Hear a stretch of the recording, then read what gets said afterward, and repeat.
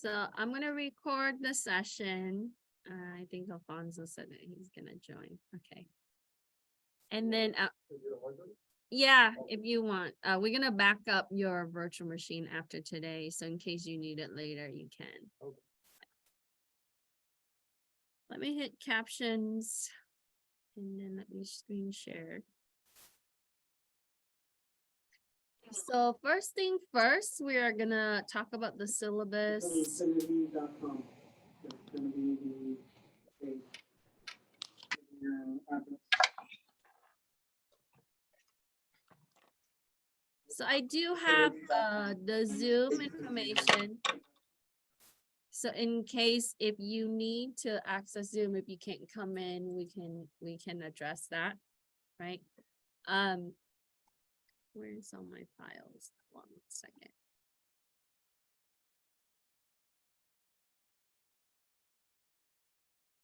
I'll use my regular file. So I wasn't gonna be sure that this class is gonna fly. Last minute change, a lot of things change on the schedule. But hopefully, I have a meeting with the dean next week, but I think it's gonna stick. I really fought for this class to go because I think many of you need this class to finish your certificate. So for this course, we are gonna focus on CYSA. I'm working really hard and Roslinda to make sure that we can get you some vouchers right now. There's some traction in it, so hopefully we'll be able to get some money by the time that you've finished this course to be able to get you some free voucher. It's about $350 for the test. And the test is a little bit more higher level than your Security Plus test. If you have your Security Plus, that's pretty good. That's basically the foundation, the basic requirement that a lot of the companies look for. So typical 3-unit course, we are going to look at more the analysis side. So this course is going to entail a little bit of some of the concept from the Security Plus, bringing over, tying in with a little bit of risk assessment using some technology that you see in ethical hacking, and then also a little bit of forensic tie into it. So it encompasses a lot of areas that's for analysts. I think they put this as a hybrid. I put face-to-face, but I think it's a hybrid course. I will release your video recording online. And so when you come in, we're gonna do some assignments and mostly gonna be our lab exercises here. Okay, so this is gonna go until 5:50 or close to 6 o'clock.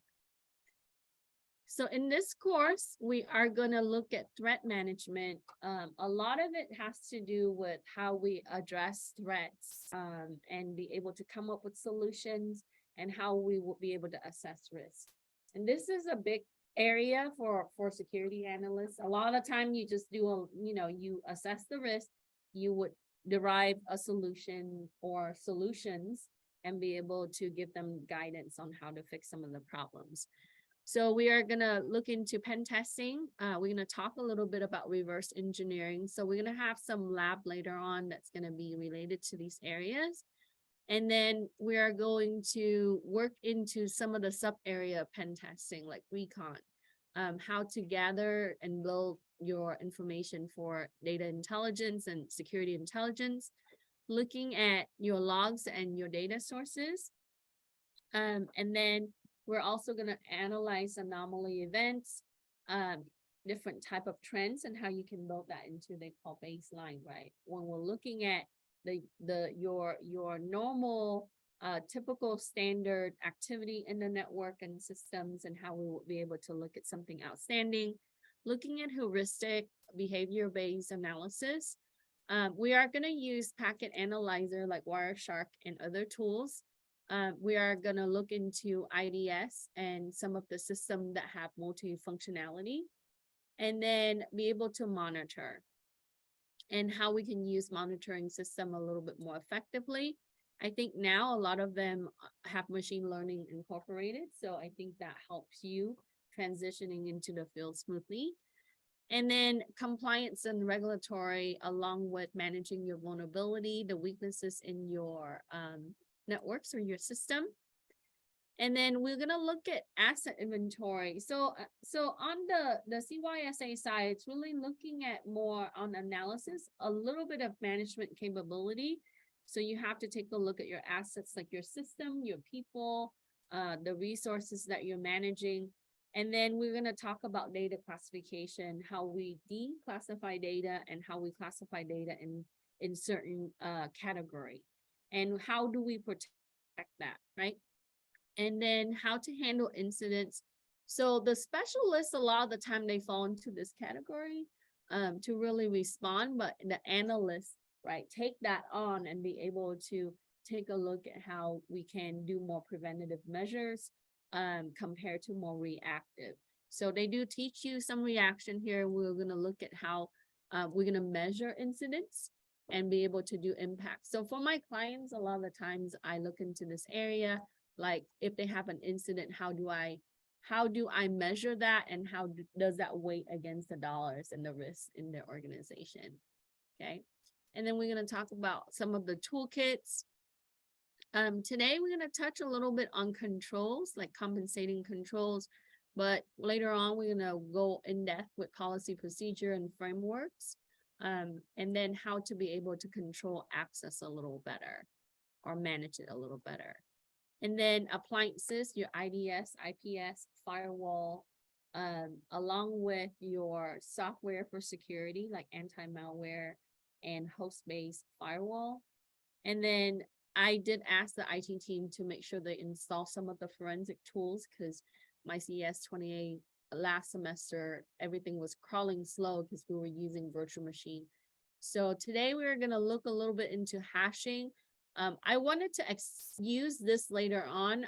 I started writing a lab with it, but then I thought it's too much to add on today. So we're going to look at hashing, and we're going to look at encryption today in Kali Linux. And then we're going to talk about Hashcat and some of the tools for password cracking down the line, and how we would be able to, look at password. Is it effective in access control, and how easy it is to crack password. So here are your learning outcomes. You're supposed to be able to demonstrate the ways to implement defense for threat in your network, and then to have preventative measures for your network, because I really think proactive is way better than reactive. So if we have a better understanding of what we're working with, our solution is going to be more effective for the future versus for the present. And then looking at how you're going to work with policies and procedures and plans. This is part of like the business side of the house. And then to be able to monitor, investigate, some responsive, some protection with your current infrastructure that entails your application, your server, your existing systems. Okay. And then, so these are some of the areas for the requirement before you enter the course. For the book, I'm using this text. It's not required, it's recommended. The price for it is not bad. If you have VitalSource, sometime you can also request access for it. But if you have Kindle, I think it's fairly cheaper as an ebook if you want. There is practice exam at the end of each chapter, but we will have a practice exam for this class. So as you already had my class, you already know everything is pushed through Canvas. And then most of the things are due on Sunday, so you don't have to submit it right away. But if you do, you don't have to worry about it later. Late assignments, I do have point deduction for every week that's late is 10%, and nothing past 3 weeks. And then we're going to do some in-class assignments along with our lab exercises. So my goal for you is to make sure that you're ready for CYSA leaving this class. One of my former students at College of the Desert, he currently works in cybersecurity, and he connected with me on LinkedIn. He started with the Network Plus, then he went and got Security Plus, and then he now just finished a CYSA, so he's in a role that's handling security. Hello, how are you doing? Come on in. 6. Yeah, I think that. Oh, thank you. Thank you so much. Yeah, I think it's gonna stick. They haven't said anything about canceling it, so that's a good thing. Thank you. All right, so for practice exam, like some of the other classes, if you haven't seen it before, I normally give you. Oh, I forgot to change this. This should be CYSA, sorry. I'll upload the latest version.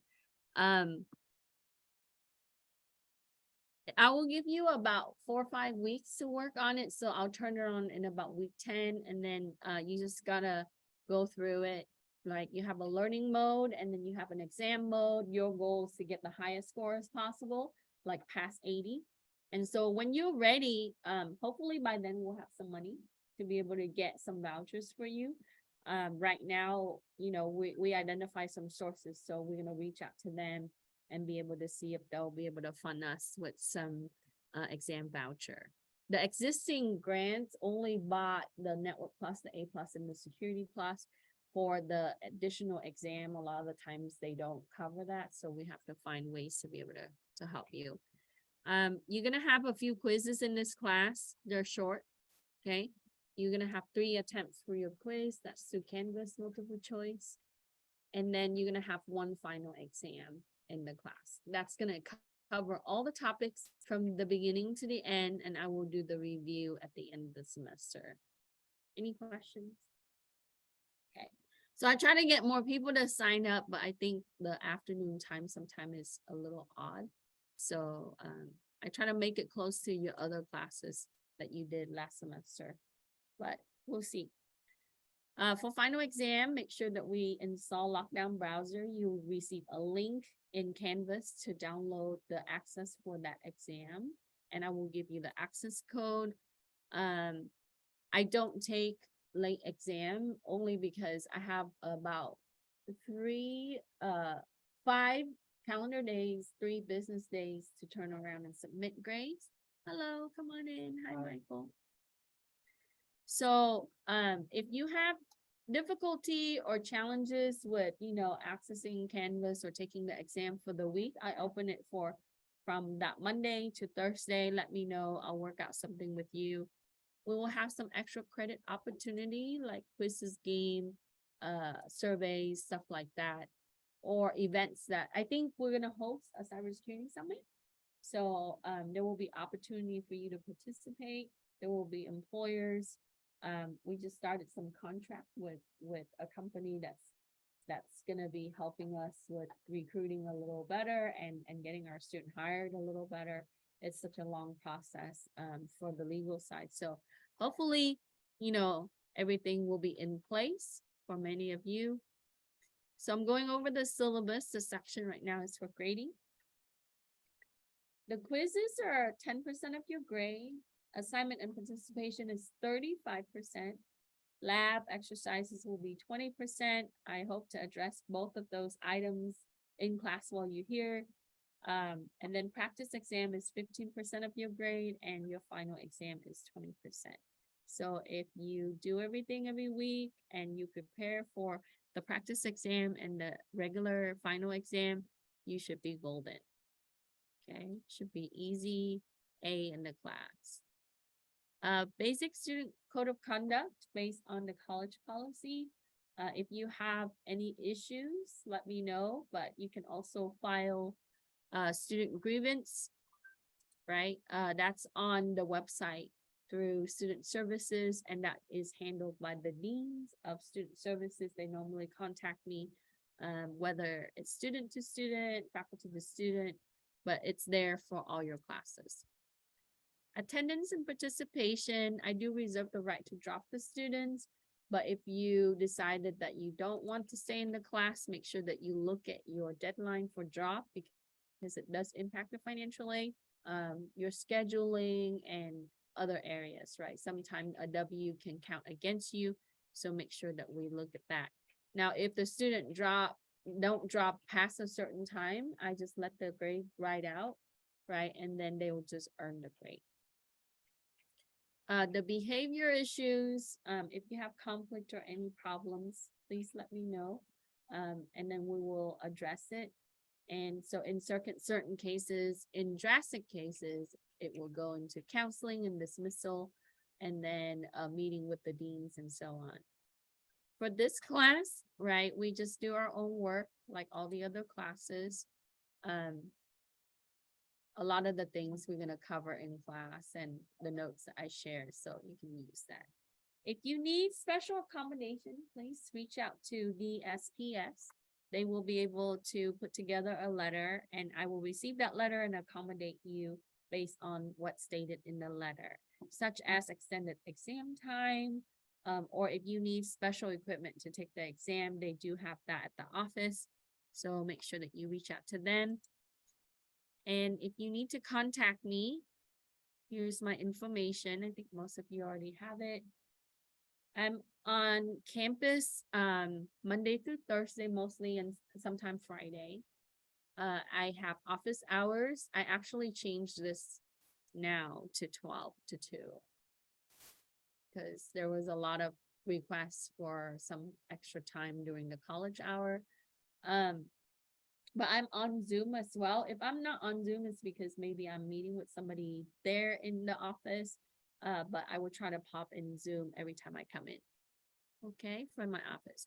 But if it doesn't work, send me an email. We can make arrangement. Like if you want to make up a lab or, something like that, let me know. Okay, just give me a heads up. Any question? Okay, so today we're going to cover chapter 1. And, cybersecurity and networking is my jam. I love it. I love teaching it. So we'll go over some of the review things that you've seen in other security courses. So some of the stuff will come up, but I'm going to teach you to look at things from an analyst perspective in this class, right? You're not just a technician, you're an analyst. And that's a little different because we have to assess things and we have to see things so that way we can derive some result. So with that, let's start with our assignment. It's really short. So you can click on assignments or go to modules. And you can use your notes here. So I will flip between the notes and the assignment so you can download both of those documents.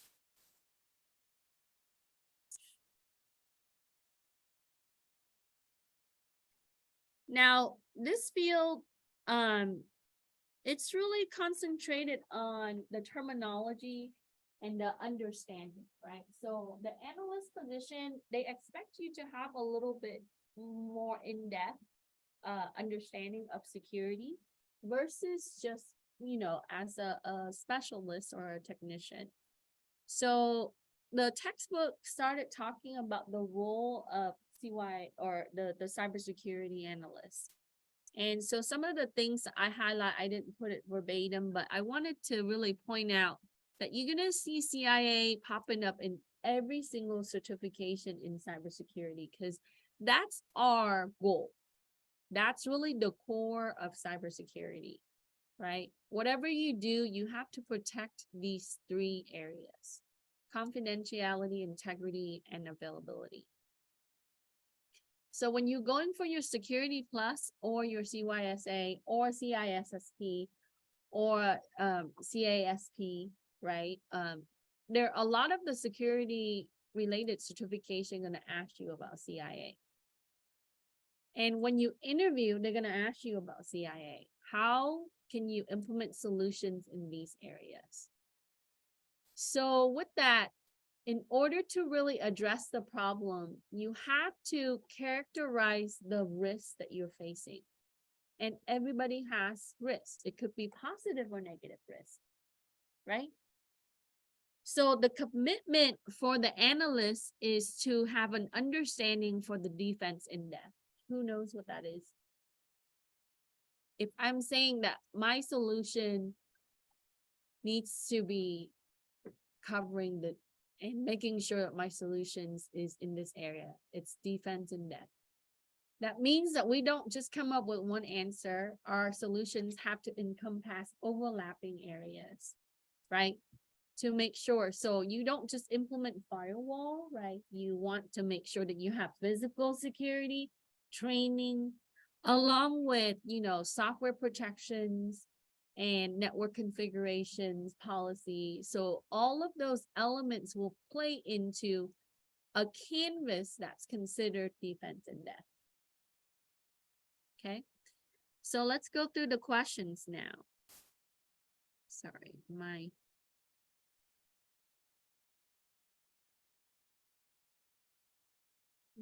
okay. So for number one, it asks you to describe the responsibilities of the cybersecurity analyst. So what type of knowledge and skills are required? And to have a better understanding, because I think a lot of the time people send me email and ask, what's the difference between the certificates, right? So the intention for the cybersecurity analyst certificate is to give you a better understanding of how you can assess, right, report, and resolve issues based on CIA. So it's responsible for protection of, right, confidentiality, integrity, and availability. And whatever you do, always remember what CIA is for. So that means that you should have a strong understanding of the threat environment, whether it's external threat or internal threat. So external threat we're very familiar with, right? Attacker coming into your network, malware coming into your network from outside via email. And then you have the internal threat, disgruntled employee, somebody who didn't get a raise. And once you understand your threat environment, and that could be varied from one organization to the next.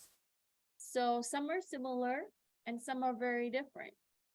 And you would look at the type of industry they're in, the type of resources they have, their operations and processes, and that's going to really tell you, right, the type of threat they're facing, and that plays into the risk. And so with that, you will be able to respond to those type of threats. So it could be that the threat is malware, right? And we will be able to combat it, or and we'll talk about some vulnerability. We also need to characterize the risk. So what does that mean?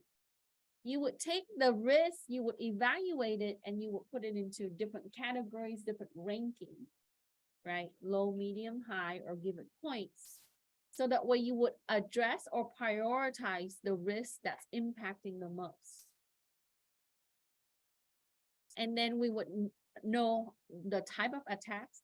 So the cool thing about cybersecurity is it's all forever changing, right? If we understand brute force a year ago, it might change in the next year on how they use the tools to brute force. And that really encourages you to continue with the field, to learn and explore. So you have to keep up with the media. You have to keep up with the understanding of the new attacks, along with knowing the legacy attack and how they use that and modify it to make it more relevant. And also the type of controls. And we talked about in general, right, earlier about different groups of controls, but we have to really dive in. And that could also be, based on like the architecture, or it could be the environment and so on, the type of systems. So we have to really look at the specific.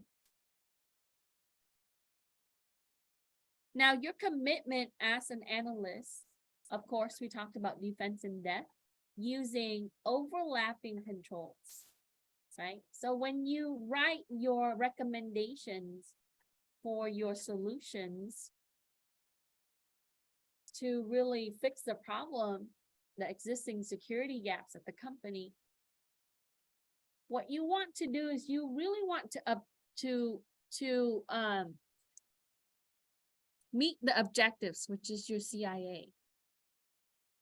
Sorry, I don't know why I put controls there. Okay, any questions? So that leads us to the 3 objectives. So when you're looking at confidentiality, a lot of times we just want to make sure that the information or the data is intended for a certain individual and it's only accessed by that individual. So it comes back to access control. right? Using access control lists. Or it comes back to the firewall. Okay, and firewall act in different areas as well. But firewall allows us to make sure that, the traffic that we meant for our network is gonna be allowed and it's gonna disallow everything else, right? And today we're gonna address encryption, but encryption is such a wide area where there are a lot of different types of algorithms. So we have to really understand the algorithm and how they work. Okay, so that's really important. In integrity, I only put down a couple of things there. So integrity really means what? Yes, questions? Segregation of duty would fall under integrity, right? Yes. So yeah, so segregation or separation of duties, that's good, right? That means what? Separating departments access. So the human resource access or human resource department cannot have access to the accounting, so and so. It's all separated. Yeah, so it comes, yeah, and you have to really take a look at the access model, right? Where it's role-based, a lot of time they use role-based, or rule-based, right? So in the firewall, it uses the rule-based, and if you understand that, so that way you have to really work with the human resource to really characterize their role in the company, and that's really important. I think IT work closely with business more than most people think, right?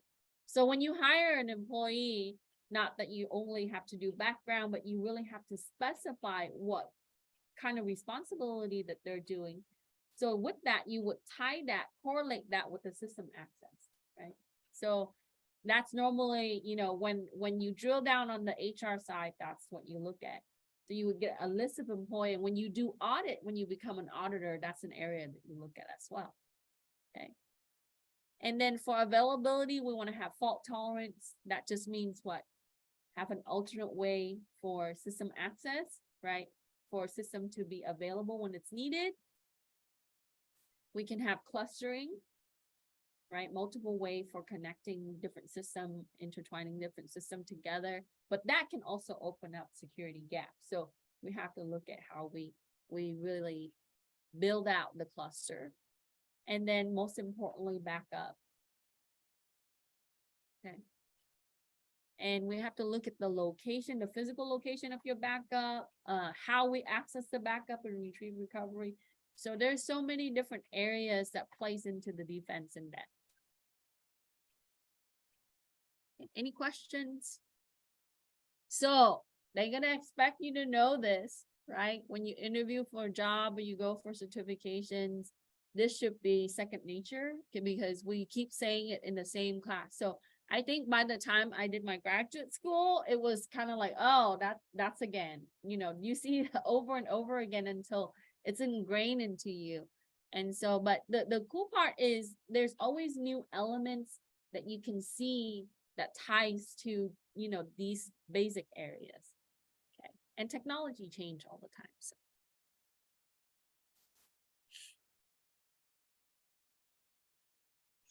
All right. Okay. So the triad, make sure we know, right? We talked about CIA. Now, play into the CIA area, you have the privacy, and this is so important for regulations. And also, there's a lot of legal requirement right now. You see social media, tech company dealing with this all the time. How do you, and there's also, so a lot of the universities start to teach, and I know Cal State Stanford, they talk to me about, the data ethics, right? In security, we always address ethics. And I think on the programming side, a lot of the times they, now there's a lot of focus in that. And for, data analytics, they really have to have a better understanding of how to deal with data and be more ethical with the data. So privacy is essential. In California, the requirements, and New York, I think, is a little bit more higher than some other states. But ultimately, personal identifiable information is critical, right? And that could vary in government areas along with state countries that you're in. So it's valued differently. it's valued differently in organizations. Sometime, you have to question the ethic realm on how PII is addressed. But when you work with healthcare facilities, companies that take credit card payments, stuff like that, they have to meet a certain compliance. And that's really important to understand how you can protect PII. So in our assignment, it asks you what type of information is often protected regulatory standards or by regulatory standards and is always governed. That's going to be your personal identifiable information. And that's mostly worldwide, right? But in United States, we really want to make sure that there's regulations that are going to be protecting the individuals, because these are the piece of information that ties to the individual. And an example of that could be the social security number. So did you know that in the 70s, social security number was not used as an identification number, right? And in the back of the social security card, it would say, this is not used for identification purposes. We use driver license number to really identify individual. And there are many other forms, right? That could be their biometric data, or even in the HIPAA area, we would look at the healthcare personal identifiable information. Okay. So with that, we have to understand what the state is regulating, what the federal regulation is requiring, and then also what the company is requiring.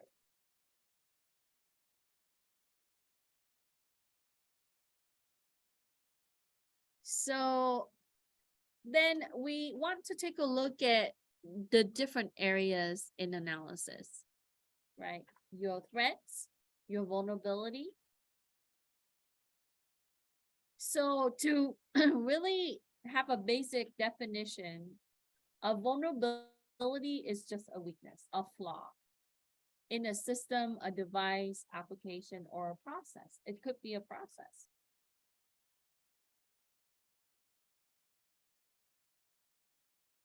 And a lot of times, unpatched system is a flaw, right? Untrained user is a flaw. Unupdated firmware is a flaw. What about backdoor? There's something to do with the code. Yeah. Yeah. So they leave backdoors so that way they can access it easier, right? For modification of, the next version of your software. Yeah. So that's, a lot of times now they're required to test it, but it still exists. Your threat source that exploits a vulnerability. So it would act upon using the vulnerability to cause damage or disruption. A threat is always going to do that. That's a negative threat. Okay. So attacker, we talked about that. Disgruntled employee that acted upon something. So if they're deleting files, that's definitely a threat. And then malware. And there could be more. So we will work more on, identifying these and be able to reduce, mitigate, or accept our risk. And so how does this relate to risk?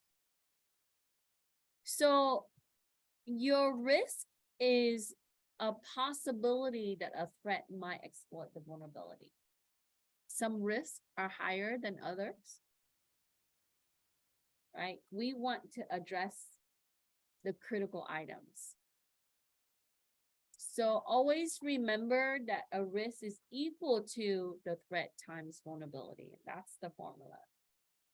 Threat times vulnerability. Yes. So the top of the any chance you have to have a light? Yeah. For the keyboard, Well, you can just use this.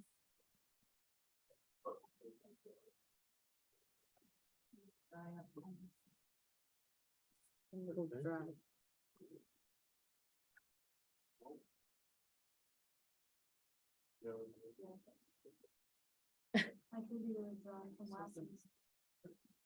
Yeah, they don't, well, maybe add some water. Yeah. It's up front too. Any questions? Okay, so make sure we know this for the certification and also for practice.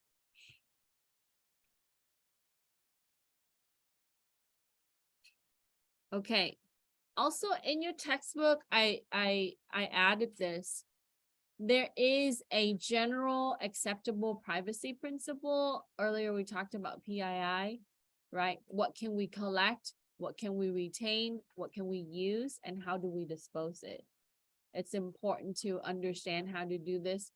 Now, depending on the regulation for data retention, it really varied based on the industry that they're in and also, you know, the requirements for their processes or the operation. So, you know, so these are the 10 practical acceptable privacy principle. So that might come up on certification. So we touch on security risk and the element of the risk. And so I grabbed this picture. I wanted to put this in here because it really gives you the overall understanding of the steps, right? And then what that would entail and how that can relate or lead to another. So there are 4 categories of threats. Your adversary threats, that's deliberate. Okay. So for example, you see that, you know, when people trying to bomb a building, that's deliberate threat, right? Adversarial. Your accidental threat, right? People accidentally drop their USB when they walk to their car. So it's a mistake that happens. And, you know, sometimes that happens, even if you train the individual. And then your structural threat is just because your resources exhausted. So if, you know, I'm using that one server and it's running out of space because we're using a lot of storage, that could be a structural threat. Then you have environmental threat. And this is something that we face here in California and other part of the world, right? Earthquake, wildfire, stuff like that. So natural disaster or sometimes man-made disasters.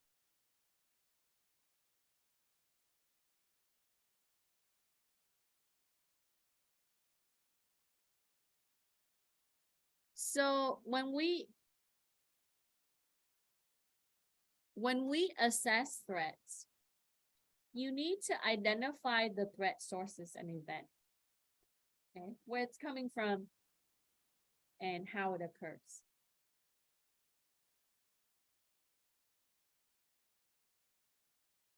And then you need to determine the vulnerabilities and the predispositions for those vulnerabilities.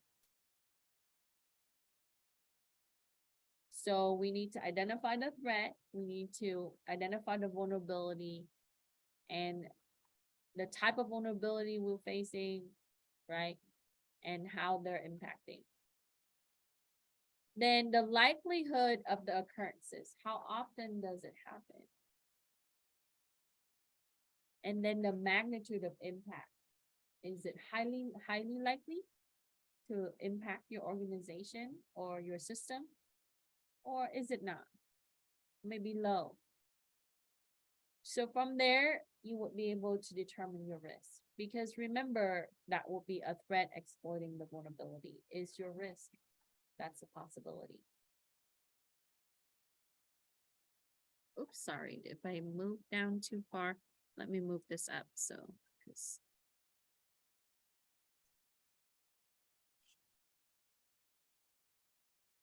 so the example of the categories for threats based on NIST, we talked about each of the category. So the first example would be disgruntled employee deleting company's data, right? That's intentional.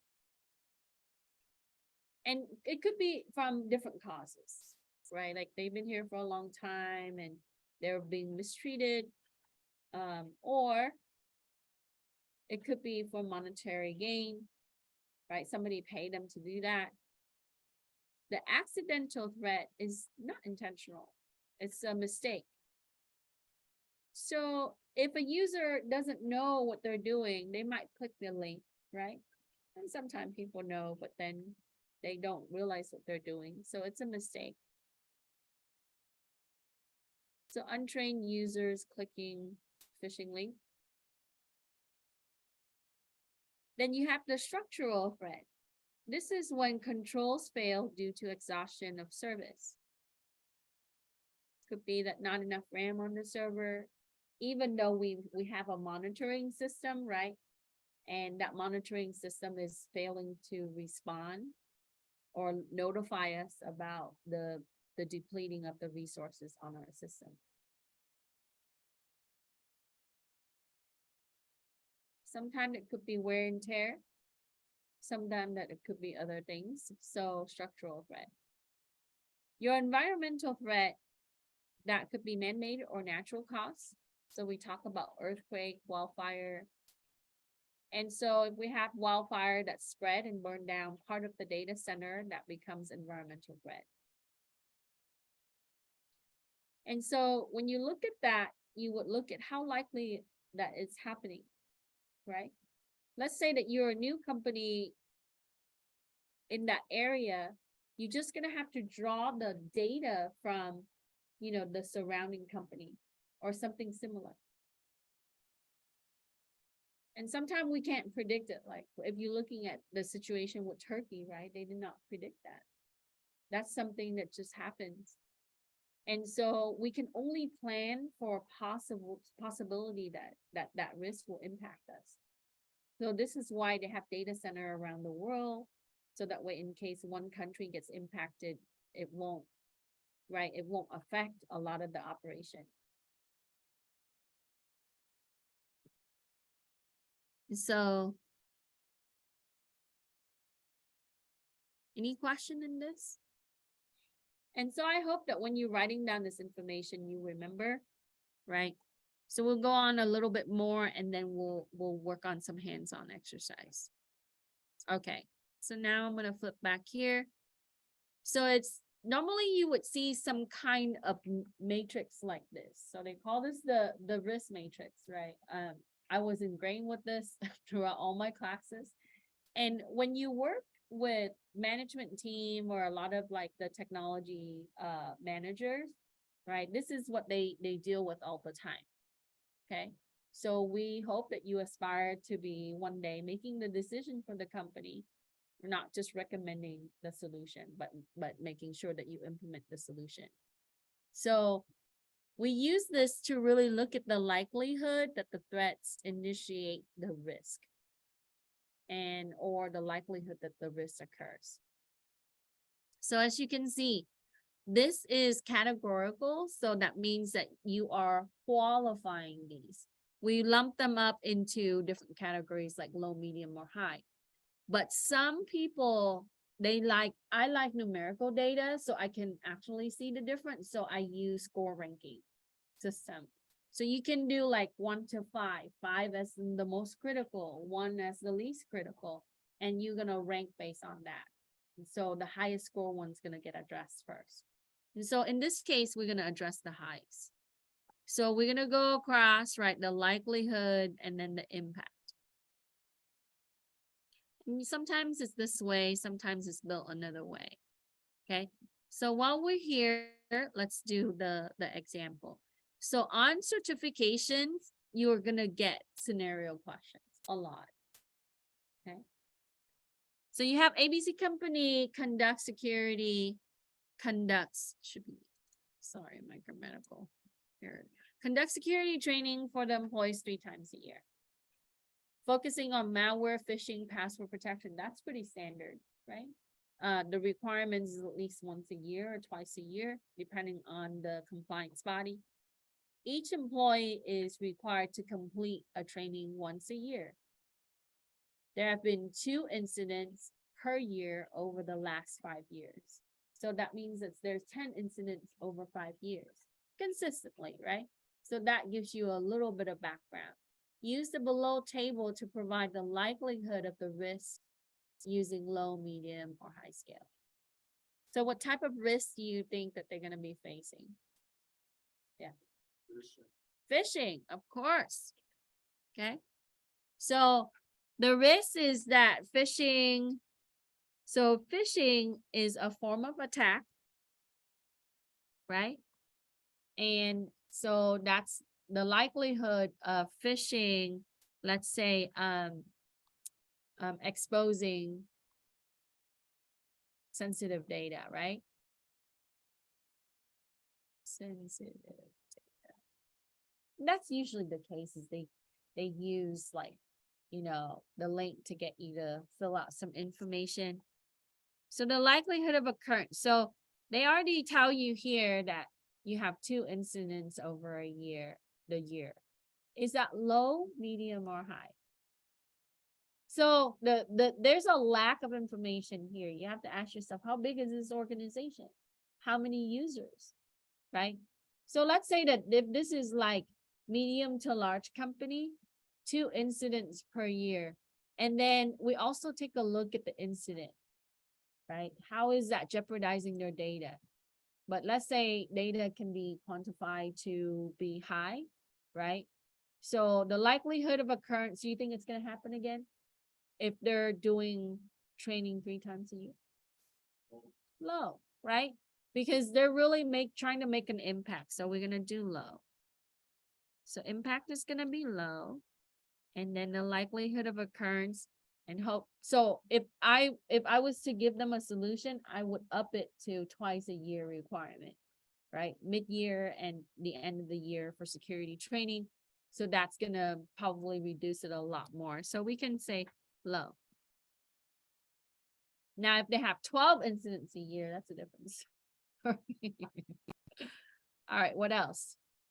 Let's say that what's the risk? So they're training on malware. So let's say that malware corrupting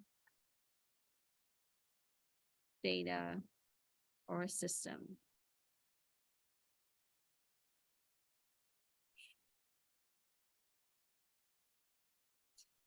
And that can come from, you know, user downloading, right? So if they're training 3 times a year, they're required 1 time a year. I think, so we have to also ask, is there an anti-malware software or application that's used that's effective, right? And then we want to look at that data and see how effective is it. Did you know that I already told you guys many times before that only about 50 to 60% malware is known, right? So even if you use an anti-malware or security software, you're only addressing the known malware, right? So what do you think the likelihood of occurrence of malware in their network and the impact? Low or medium? Why do you say low or why do you say medium? You're saying that it detects 60% of known, but it doesn't get the unknown, you're still 40% not for it. Okay. Right. So we don't really know whether, so there's a missing information for this case, right? So you have to ask. So yeah, I would go for medium. So that means that we really need to take a look at what we're using, right? And the impact. Low or medium? If the likelihood, if it's higher, right? If it's medium in the likelihood of occurrence, is it gonna be more impacted? Yes. Right. Are they always going to be the same, or can you have like a medium and a high? You can have different. Okay. Yeah. What's another one? What's another risk? What's about user error? Password. Weak password. Weak password is actually a vulnerability, right? Yes, it is. But what about the user? Huh? Just an uninformed employee.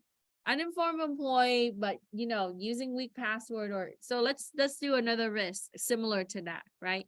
User giving out password. That happens. That's kind of like the phishing situation. So if they're training 3 times a year and they're requiring the users at least once a year, I think they're a little bit more informed. If they up it, it's definitely gonna be like super low impact. But yeah, I think I'm gonna say low impact and low occurrence. But they only have 2 instances if it's medium to large company. But if it's a really small company, then we have to reassess. Sometimes this can be low and this can impact high. It depends on the type of access, right? So you have to ask yourself, so when is this medium? Well, if it's a password to, let's say, a transactional system or a very important database, then that becomes medium or medium high. Okay. So I don't like using the category like this because you kind of, sometimes it's like lumping in, like, you know, there's a gray area sometimes. So I like using scoring system, and there are a lot of templates online that you can use. I just make it into a table so it's easy for you to see, but they have table where you can fill like all sites, like what the book shows. Okay, so for number 10, refer to number 9, risk assessment outcomes. Explain how the company would accept, avoid, mitigate, or remove specific risks. Okay. Should they accept phishing exposing sensitive data? No, right? Can they avoid it? So avoidance just means that they just ignore it. They can just say, oh, that's good. Like, so they kind of accept, but avoid just means that like they don't want to deal with it. Mitigate just means that they're gonna reduce it. Right? Mitigation doesn't mean that we can completely remove, and remove is like completely remove it. So like if, let's say that for the user giving out password, if I want to remove that risk, what do? Fire that person, right? Completely gone. Yeah. I mean, some company, like when you work for, you know, high clearance people, sometimes that's the case. Because if you giving out passwords to, like, let's say, veterans, you know, healthcare system, yeah, that's gone. You gone. But, you know, so all right. So let's say we're gonna talk about, so removal.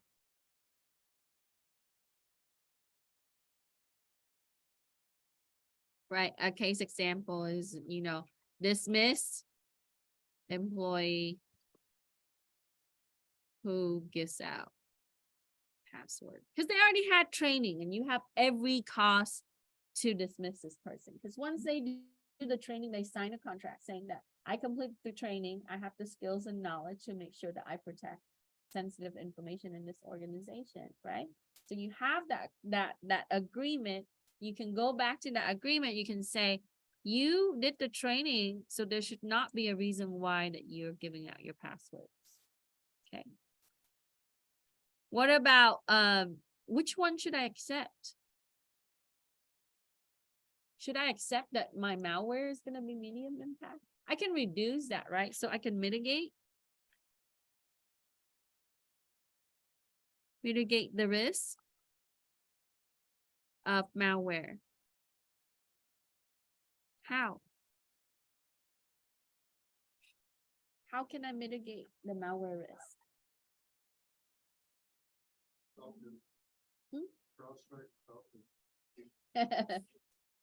Buy more appliance and solution, dump more money into it. Yeah, you're right. So looking at, yeah. So maybe use effective, right, tools like software or tools for malware detection and prevention. Yes, they're really good at that now, because now they're doing a lot more analytic in the behavior. So even if it's not a malware, it's, you know, so we need to talk about false positive and false negative here, right? So do you pick something that's more false positive, where it looks at everything as threat? Or do you pick something that's false negative where it could dismiss the threat? Right? Some company are more lax than other, right? In my opinion, act in the paranoia area is more secured than not. That's usually how we operate. Okay. All right. Anything else? So you can build out and your, so my point in this is you're gonna make a matrix like this. You would list your risk, right? First, you list your threats, then your vulnerability, and you tie them together, right? Sometimes you cannot correlate them, and then you would work them into your risk list like this, and then you would rank them, okay? So once you rank them, then you would identify a way to accept, remove, mitigate. Okay, and that's what risk management is. So when you see a security job that says risk management, this is what you do. You analyze the risk, right? And then you categorize and rank them, and then you find ways to remove, reduce, mitigate, accept, avoid. So a case of avoidance, right? Let's say that you don't want to get in a car accident. Yes.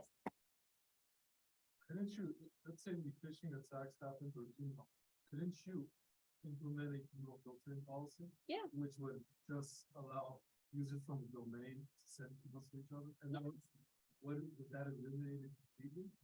Right? I think it might, so it depends on how effective it is. So if you test it over time, I think that you can get close to perfection. Yeah, just implementing email rules on the email server helps. There are many ways in that. You can also like filter out content in email, and then you can also blacklist, whitelist things. So, and when we filter, we do that, right? We specify the criteria in the rules on what we want. And that takes a little bit more administration, but yeah, eventually you will be able to get to none. Hopefully, right? With the user support, with the user cooperating with the company.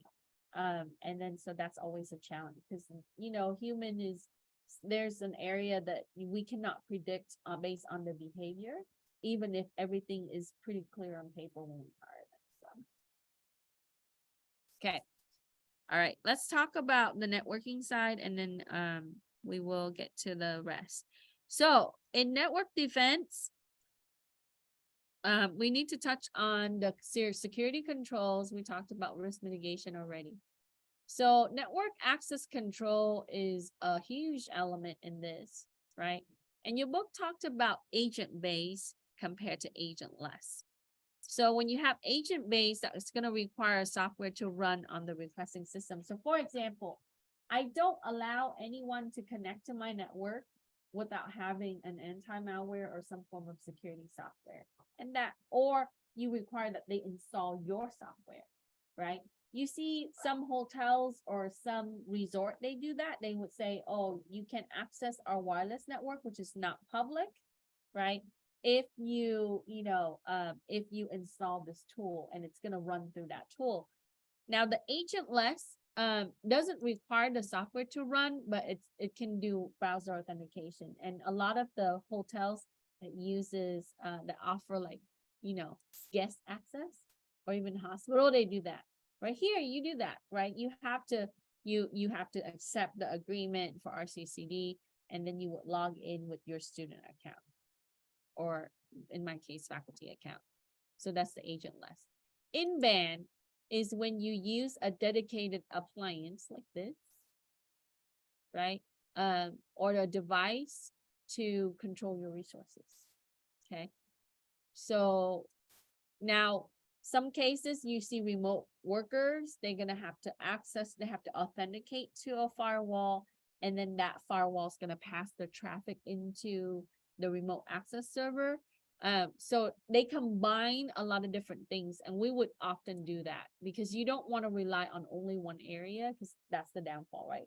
You want to have fault tolerance. You don't want to have a single point of failure.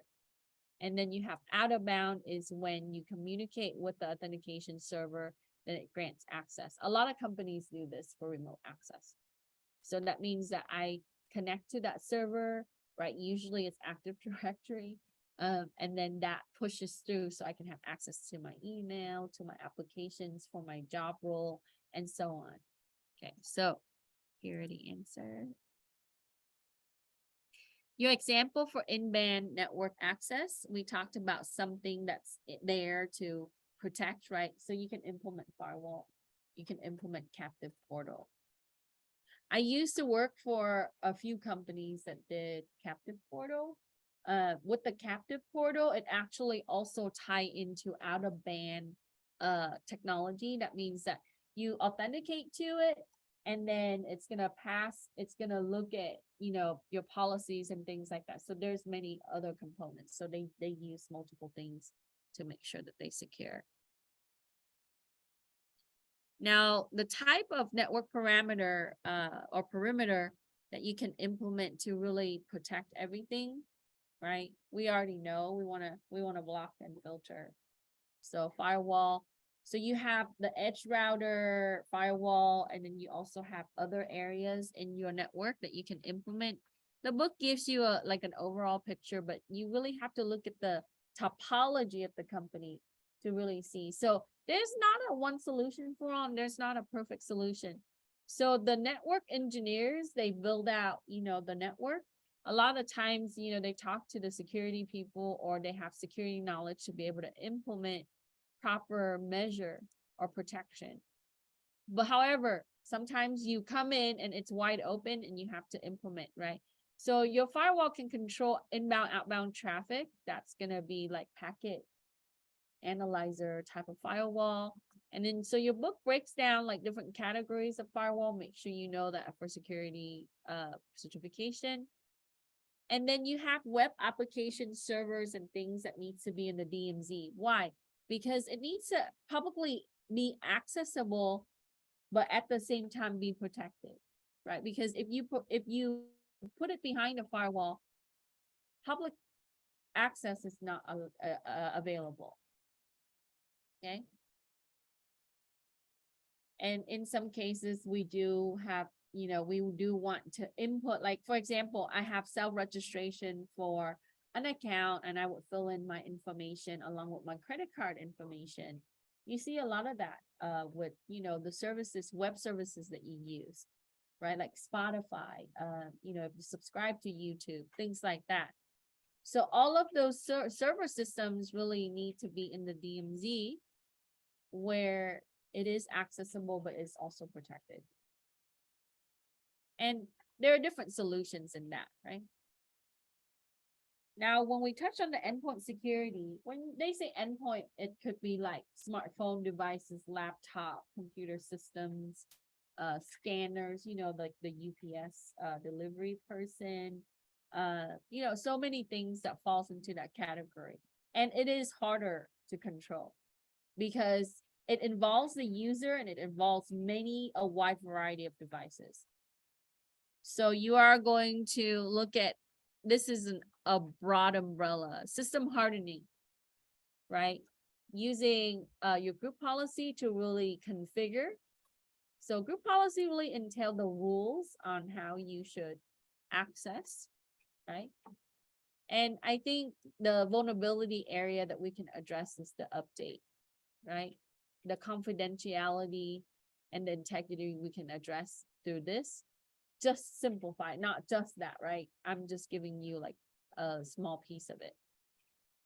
With access control, least privilege to data, and then your security software like use host-based firewall, that's just one example.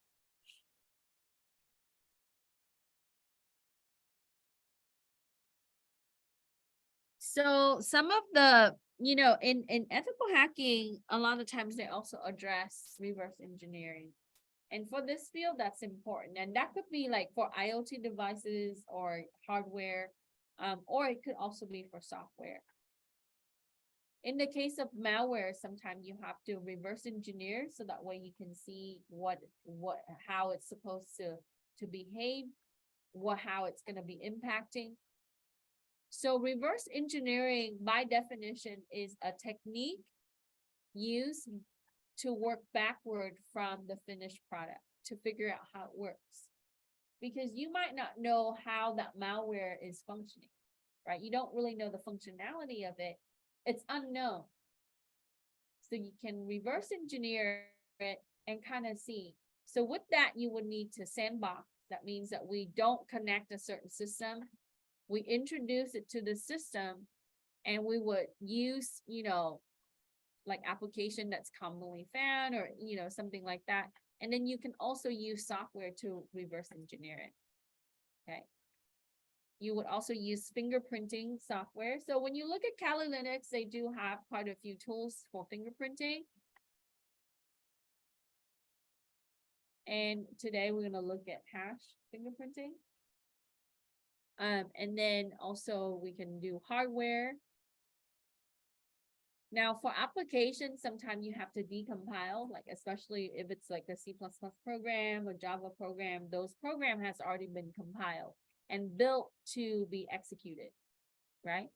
So you have to decompile, convert it to a binary file, and then use that to make it into the source code. Then you can see how the program is written. This is a very specialized area, right? A lot of times, the software engineer would specialize security, or if you have the skills, that can be useful. Sometimes, coding can be very important in this field. And then lastly, what is the future, right? So there's always a fear about the machine's going to take over. But I think for us, we will move on to higher level in the decision-making process. So when we would teach the computer by using machine learning algorithm to analyze the behavior of our network, our system, our activities. And so we as humans can have effective solutions and more responsive solutions. Okay, so there's hope yet. Will security be gone one day? Maybe it will be a little lighter in the need of it, but I don't think that, there's always a gap. For as long as we know, right? Even technology evolved to be faster, better, but if computer architecture hasn't changed since 1940s. We're still using input-output storage, microprocessor. It's a calculator after all. Any questions? All right, so we have time now to work on our lab. The lab consists of Kali Linux. So the hard drive, you can just back it up when you're done, so that way you don't have to download, unpack, start the whole process. You can use some of the files and the tools again. So when you're done, just copy the folders and the zip file over, and then put your name on it, and in the future you can just use it. Oh, if you guys are looking for solid state drive, if you have access to Costco or Costco membership, they have the Samsung 2 terabyte on sale for $150, and it's biometric based and it's fast. It's a beautiful storage. I like it. A lot of the new storage now, it's biometric access. I use mostly biometric now because I hate typing in passwords. It's just too much. Especially my phone. So biometrics is not as its best, but it's pretty good. So yeah, that's also a good deal. And then I don't know if some of you know Gabino, he's in my other class, and he was showing me his new hard drive. So there are a lot of solid state deals. That's good too. Okay, so let's work on the lab next, and you can find that on Canvas.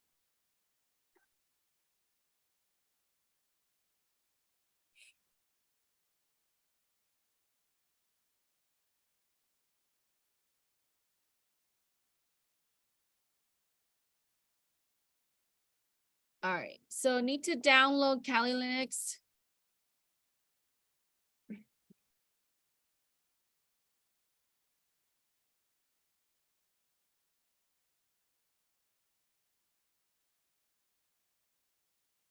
Okay, So when you go to the website, you're gonna click on the virtual machines. And then it's gonna take you down to the recommended virtual machines you're gonna download by clicking this. It should take only a few minutes. Yeah, let me get on my Zoom. Oh, I did. Let me start this. And so I can share my screen on the other one.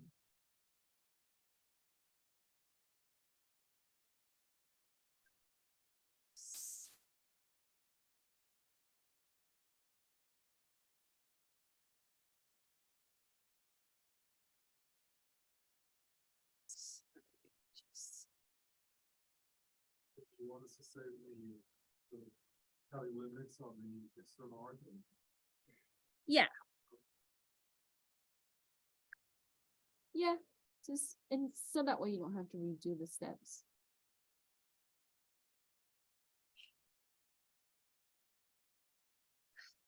Flickering. Okay, so once we download VirtualBox, it's gonna come down as a zip file.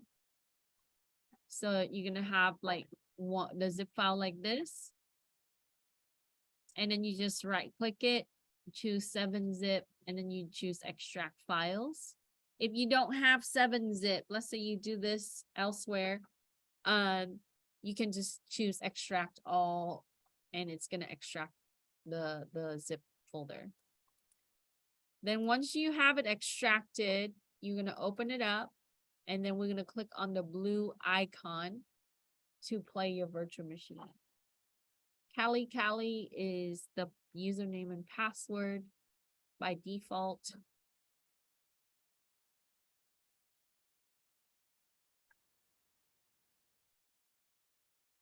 So we don't need to add any tools. They don't let you install anyway. So after you double click it, you just click start.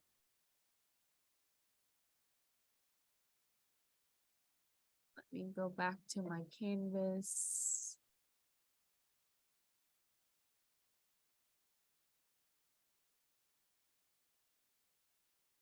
Did I click canvas close? Oh, there it is. Okay, so I'm doing lab 1.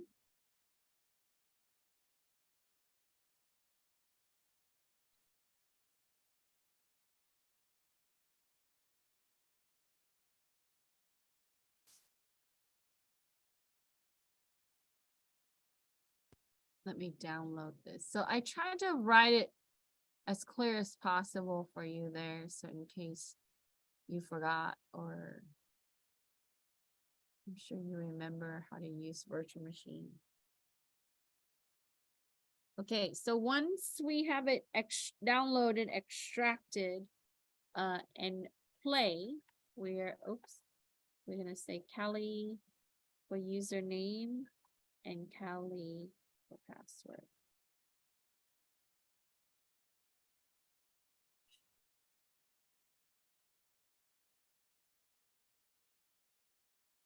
Okay, so we don't have to make virtual machine.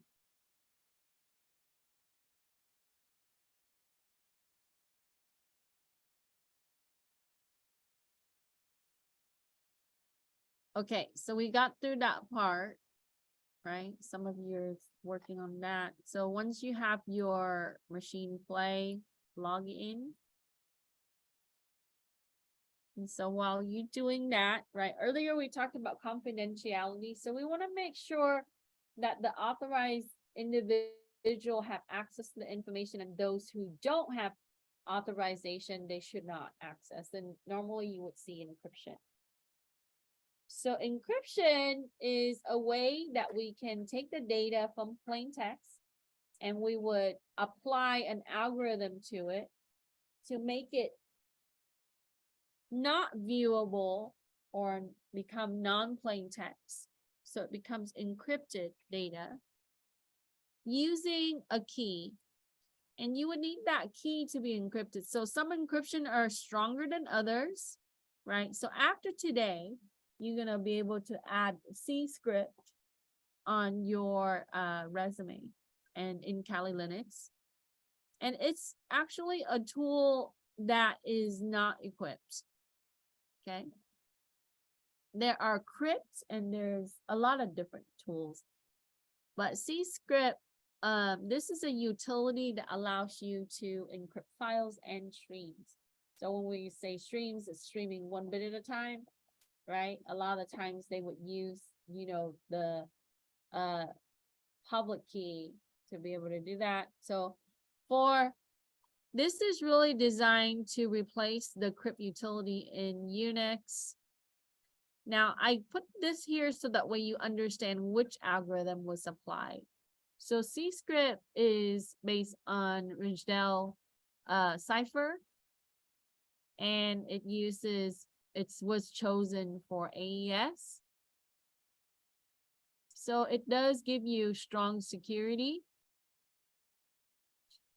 And then I'm going to show you where a little bit of a loophole is, right? Okay. So in order to encrypt our file, we need to make a folder and file. Okay, so once you're on your Linux, open up your terminal.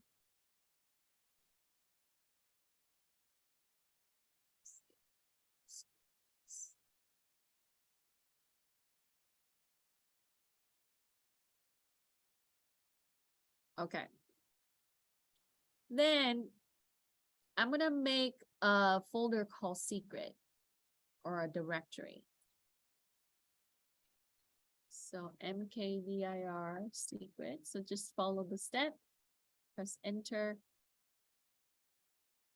Now, of course, I can encrypt the whole folder, but I will only want to make a file within it. I just want a container so you know where it is, right? And then after I make the directory, I want to be inside it. So I'm going to change directory to secret. So I'm going to do cd secret. As you see the path change, you're here. Okay. Michael, you still downloading or extracting? You okay? Slow? Yeah, sometimes it's fast, sometimes it's slow. It depends on the server that's serving you. Also depends on the traffic right now too. So when we're in the folder, then we're gonna make a file. So there are many ways to make a file.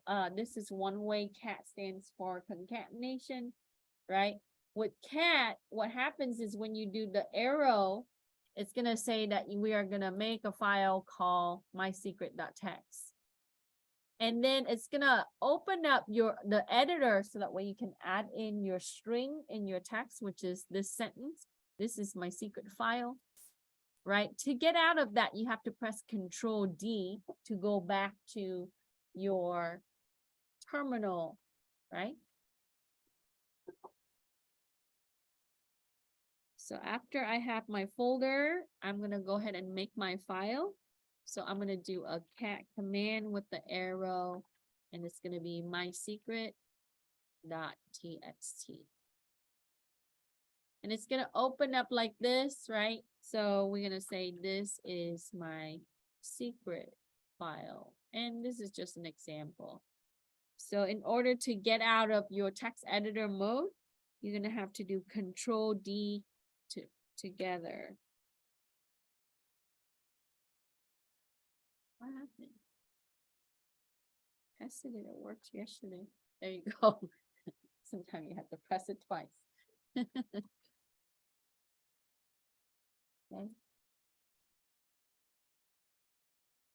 Right. Now, anytime that you want to check the detail of your directory content in Linux, you're going to do an ls for list command with a -L. Those are both L's, just lowercase. So once I create the file, I want to check ls space -L. And what it tells you here is it tells you, right? What is this? The permission, right? And then for your account, which is your user and the world, because that's what Linux calls it. And then the timestamp and then the file. Okay, if you guys go for Security Plus or other certifications, sometime they ask about this. And depending on the Linux versions, they use number, right, like 700. But on Kali, it uses read write like this. Okay, So so, that was a test question for the Linux box.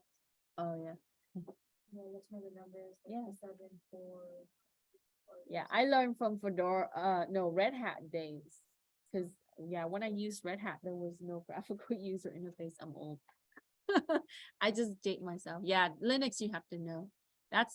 I still remember too. And it helps in this field to kind of know those values. Okay, so when you have the LSL, which shows like this, right, your file, just take a screenshot. Easiest way, I think, with the updates, is, you can, if you do the screenshot, you gotta press the button to capture the picture like a camera. I use Snip on Windows sometimes. And then you can just snip it. So once you have Snip, you click New, and then you just do this. And then you go to your file, right? Like right here. You just paste it, Control V, like that.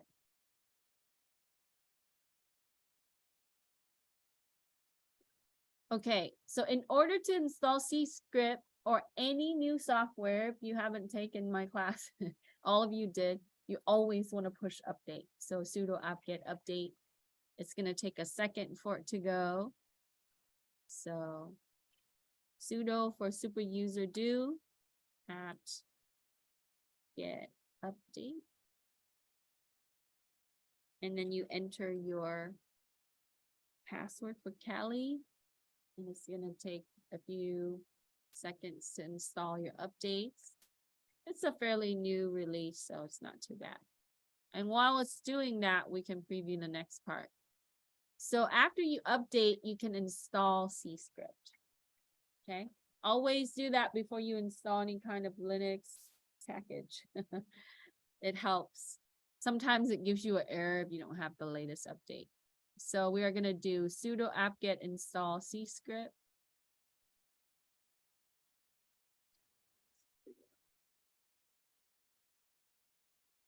Now, if you arrow key right, it's going to fill in the rest, and you can just change this, right? I'm sure you know. Arrow key up to repeat the last command. Ccrypt.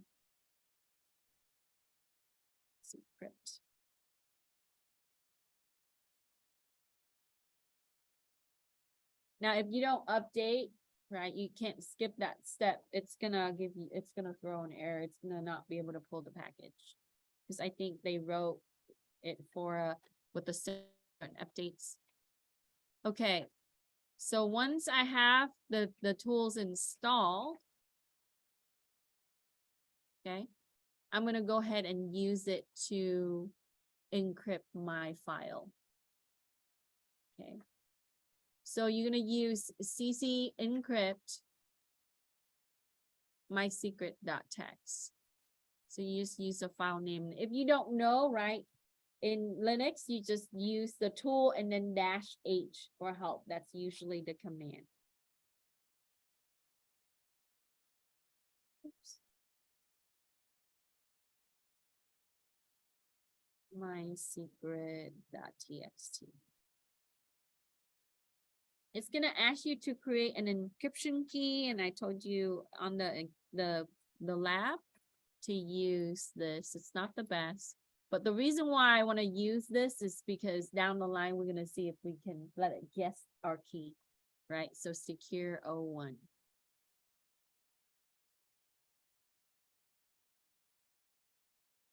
And then you're going to press enter, right? The cursor is not going to blink or anything, so just type.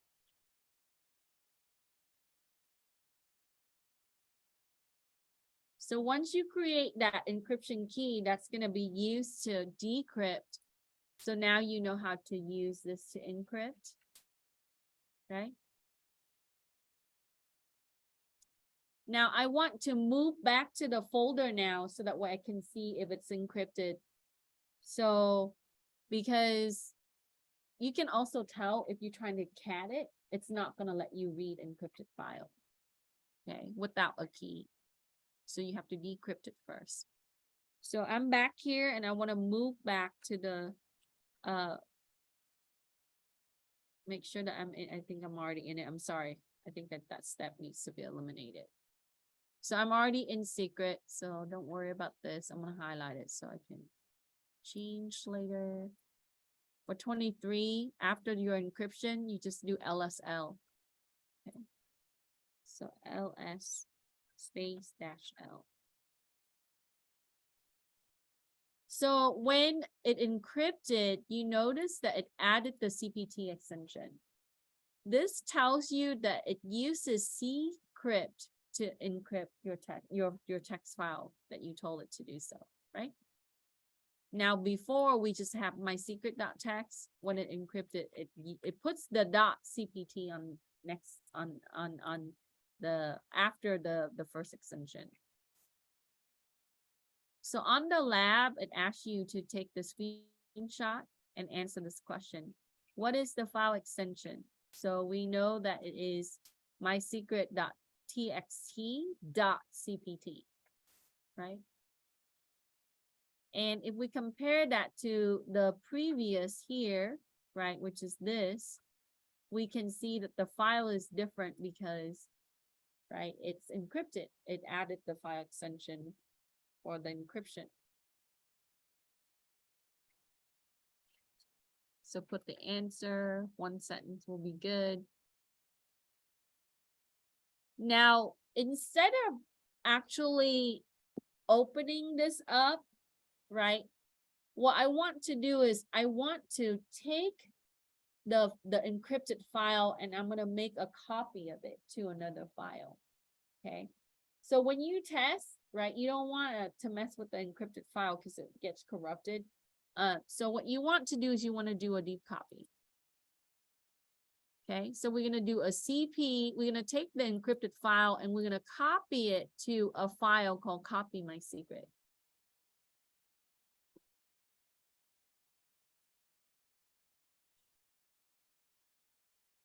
So CP my secret .txt.cpt to copy my secret.txt. So we make another file as a copy of it.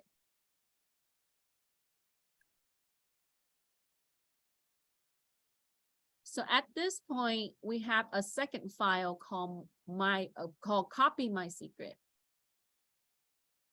Now let's see if we can read the content of the copy. Because if it does exact copy, we should be able to see something, right? Either plain text or mumbo jumbo because it's encrypted. So we're going to do a cat command to read the copy. So wanted to see if it has confidentiality. So we're going to do cat, right? Copy my secret.txt.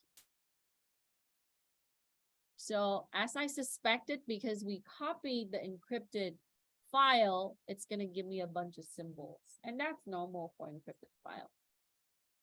Now, if you try to cat the original file, like cat secret.txt.cpt, it's going to tell you no file exists. Okay, because you cannot access that file without decrypting the file. So we have to do a copy.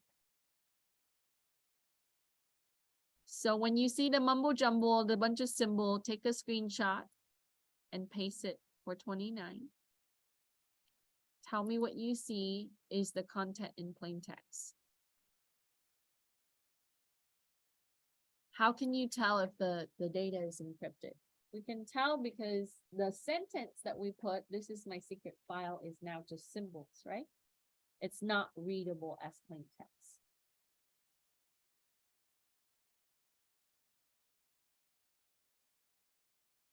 Any question?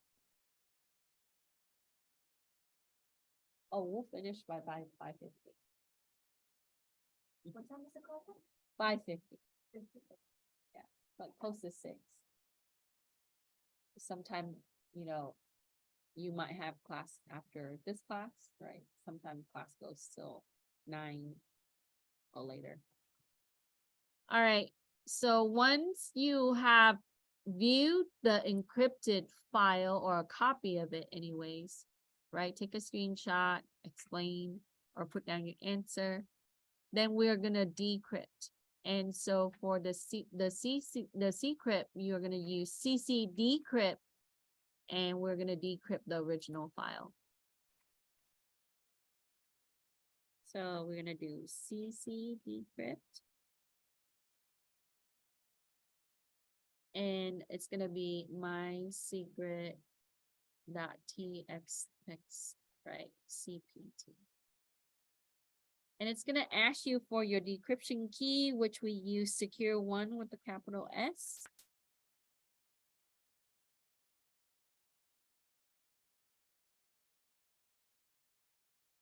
Okay.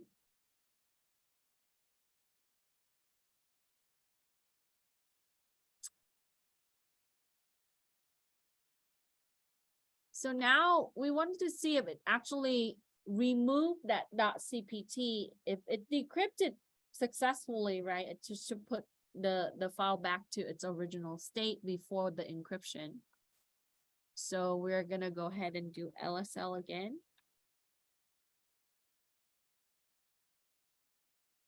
And yes, so it gives me my secret.txt back. Okay. But remember that when you did the copy, right, it was a copy of your encrypted file. Okay. But now your original file is no longer encrypted, it's decrypted. Okay, so take a screenshot after we decrypt. And how can you tell if it's decrypted, right? It removed the .cpt. And then you can also cat into it and see if you can see the plain text.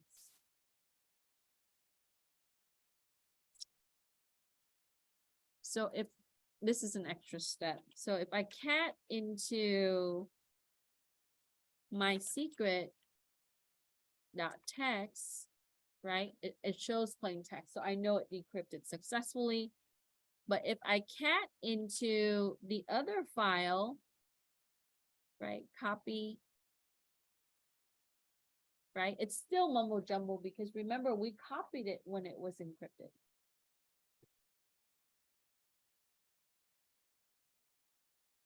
So with this, I want to show you how you can encrypt file using ccrypt, right? And then you can also test it. But there's a little thing that I wanted to add to see how good is it. So when we cat into copy, we see mumbo jumbo, take a screenshot. Do you see plain text? No, right?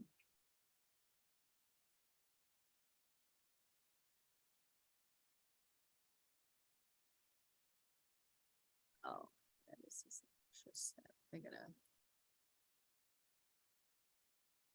So when you compare your content, if you compare the content of my secret.txt file to the copy file, are they different or the same? They're different because at this point, this file is decrypted and the copy file is still encrypted, right?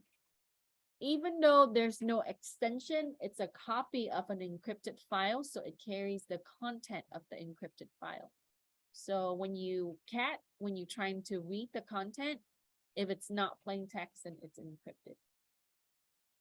And that answers for 41 and 42. So now we're gonna make another file called private. And we are going to encrypt it.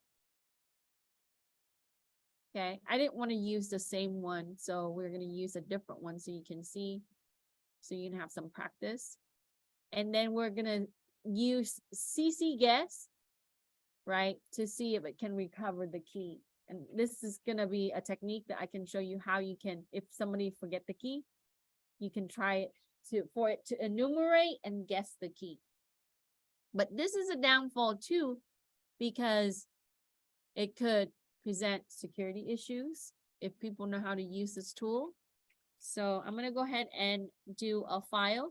So I'm gonna do a cat with the arrow private.txt. And then I just say, this is my private file. Control D to get out of the editor mode. Then I'm gonna go ahead and do ccrypt or CNC encrypt, I'm sorry. And instead of my secret, I'm gonna go ahead and change that to private.text.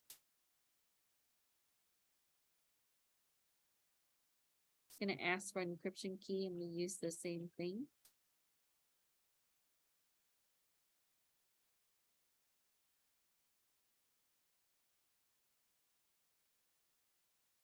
Then after you encrypt the private file, you are going to do ls-l or space-l.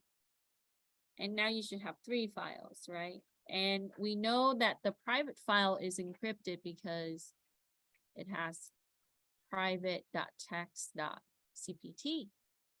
Like before, when we look at the my secret.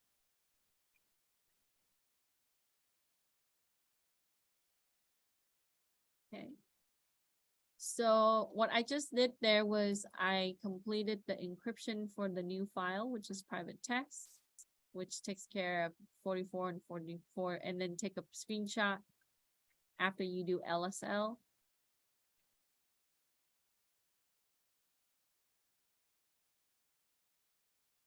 Then we are going to use ccguess command, and you simply issue that with the file name.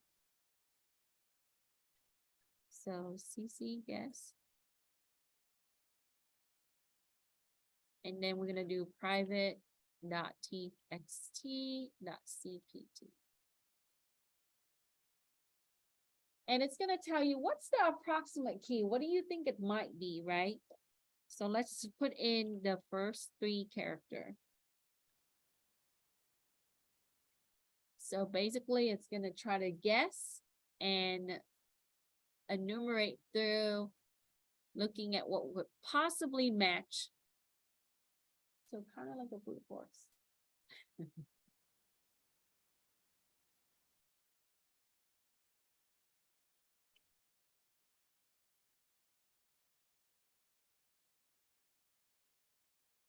And so this might take a little bit, but if you give it more character, it takes less guess, of course, right?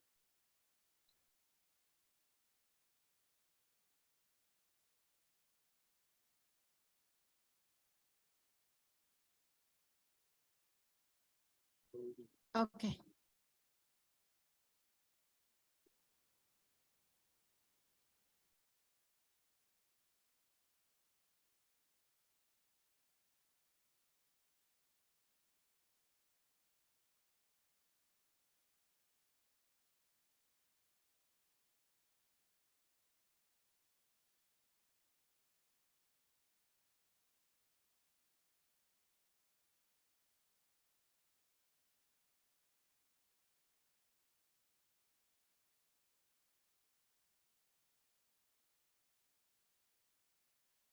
Any questions? Straightforward, pretty easy. Now, if you want your virtual machine to be faster, right, before you boot it, you can give it more core and a little bit more RAM. If you have more RAM to give your machine. So this part will be a little quicker.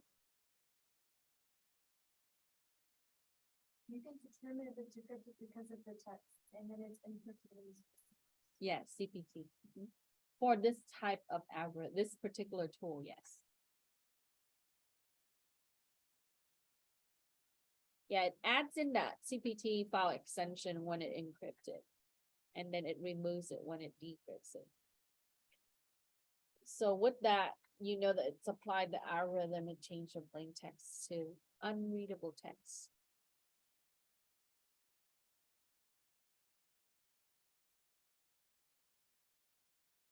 said it was CPT? Yeah, CPT. Like cat. Oh.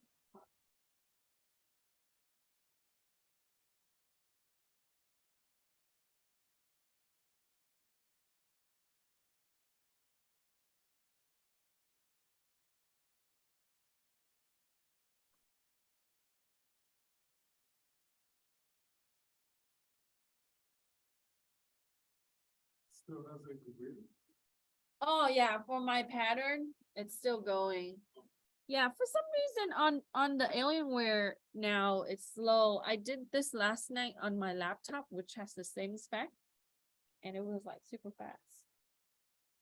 Can it be that VirtualBox wasn't allocated a lot of RAM? Oh, it's only 2,000. I use the Oh. standard.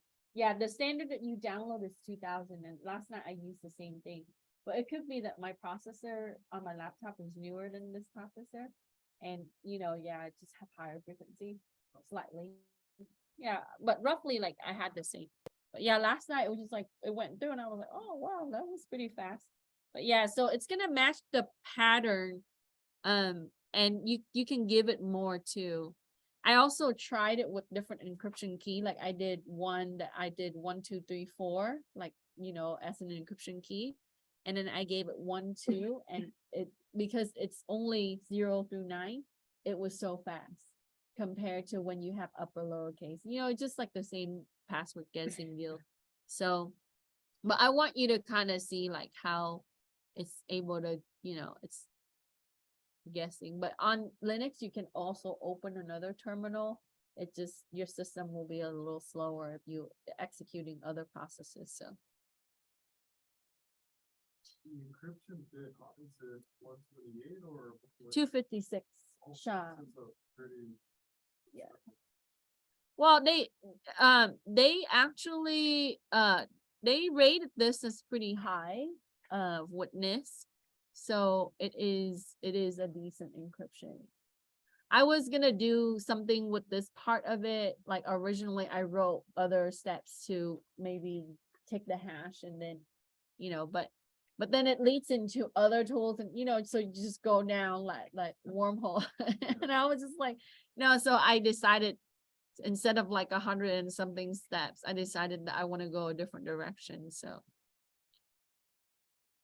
yeah, if later on, if it's taking too long, you can give an approximate if it's not able to find your key. So the point is that your encryption is as strong as your key, right? This is what I want to show you is you can have a really strong encryption with the weak key. You're still gonna not have confidentiality. So it's important to use the lengthy encryption key or a key size that's large enough. And that would just take longer because they're not gonna go and try to reverse engineer the encryption. They are going to go for the key. Another question, how exactly is it brute forcing? Is it brute forcing? I'm just saying, It's- from my perspective, let's say I want to log into my account, I just type it all out, I'm using a different interface than let's say the Windows one or the Kali. For this, yeah, it's just so it's putting in, just tried and true with your characters and your numbers. So as it's doing that, so basically it's saying it's putting in different encryption key every time, right, to match. So it's not executing the key, but what it is it's taking where that key is stored and it's trying to match, and ultimately it's a hash value, right? Because your system converts the hash to, what your password and your key would be. All encryption key has a hash. So what it's doing is taking the hash value and it's trying to match it. But on the program, they wrote it to be showing you the text, right? Because most of the brute force, most of the things uses is hash, right? Because your system store everything as I values. thought if they were trying to get so you're saying that they're not exactly trying to get the password, they want to know the hash first. To match it, right? Oh, okay, yeah, that makes. Yeah, sense. so what they do is it takes the hash and it's calculating the hash. It's performing the calculation. So if there's equivalent in it, right, like part of the hash, so it's gonna go through one character at a time, right? So if it's equivalent to it, it means this, right? Because the way that they do is basically a condition, so it's saying that if it means, if, let's say it's 4, then it's equal to this character, for example.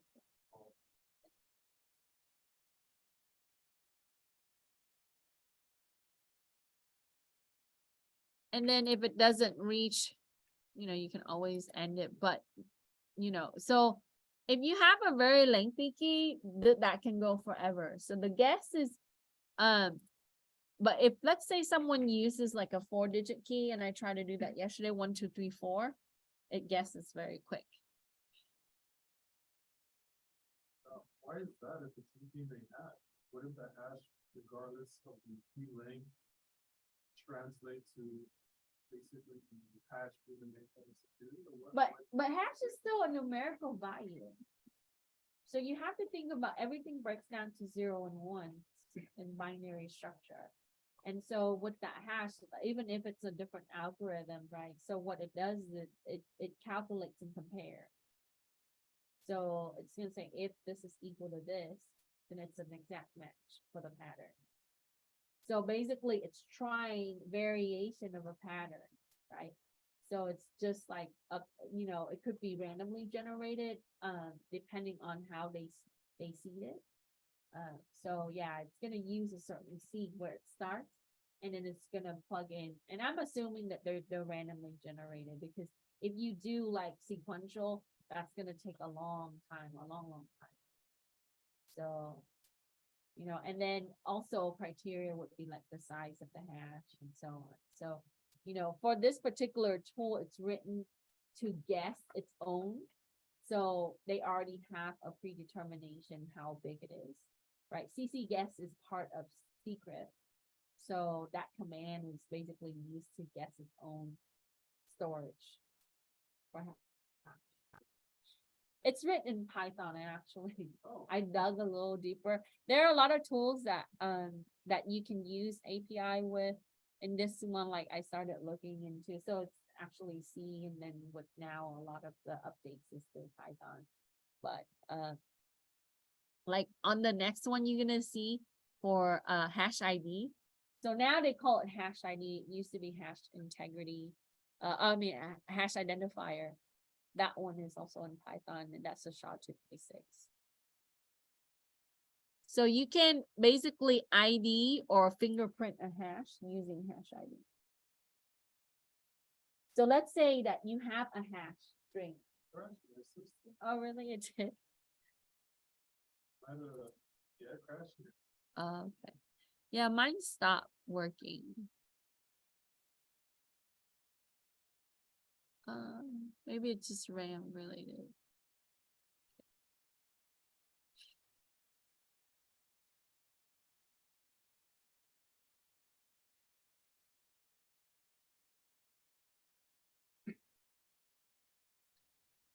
Let me stop share real quick.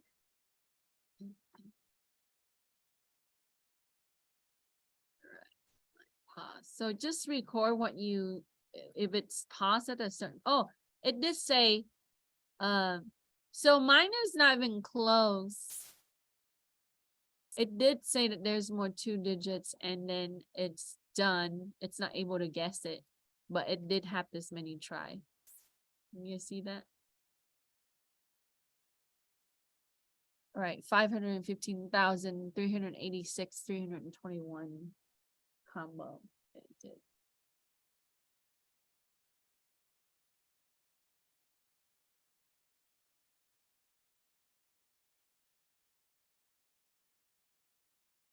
Okay. So when we finish with the ccguess, so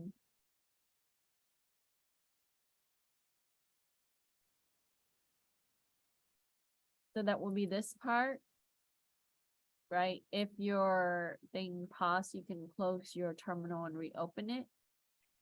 So answer the question when it stops. Then what I want to use is to use the ccat command. So we know that cat is concatenation, and it's reading the content or text right inside the file. But in order to read, you have to decrypt. So CCAT is a way that you can access the file, but it's not a decryption, right? So it keeps your file intact, but it asks for encryption key. Okay, so that means that when I issue CCAT, it's gonna ask for the encryption key to access that file, but it doesn't change the nature of the encrypted file. It doesn't decrypt it.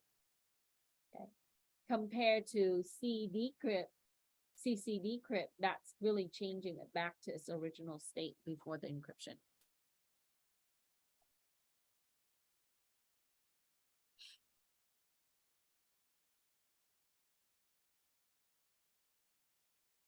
Oh.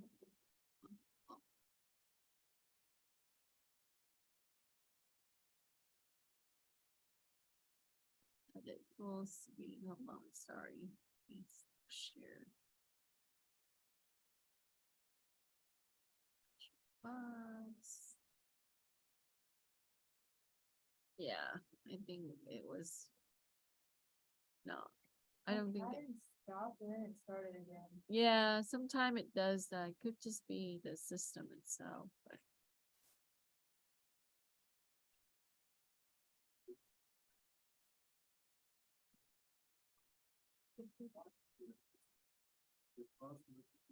Oh my god, it's so annoying. Sometimes this thing pops up over there.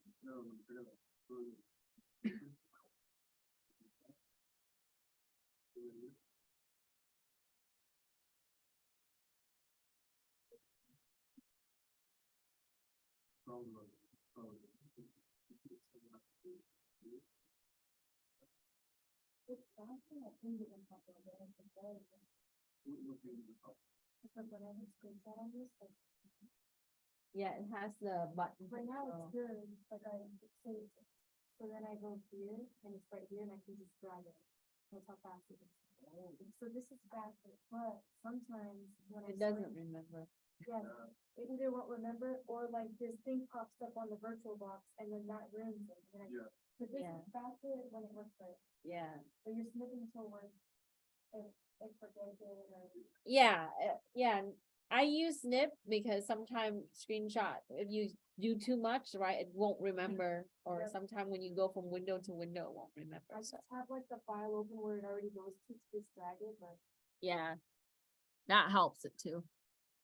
That's very much like the Apple system, because when you screenshot it, you can place it on desktop and you just drag. Yep, mine does that. And it looks like a mess and I have to go back and get rid of it. Okay, so as you can see, you're right, sometimes it slows down, like you said, pause, and then it's gonna keep going. Okay, so when it says how many keys were tried, whichever one that it stopped at, can I just put that? Yes, So mine was like 5 million. right. So Secure 1 is a little bit more complex than, less characters.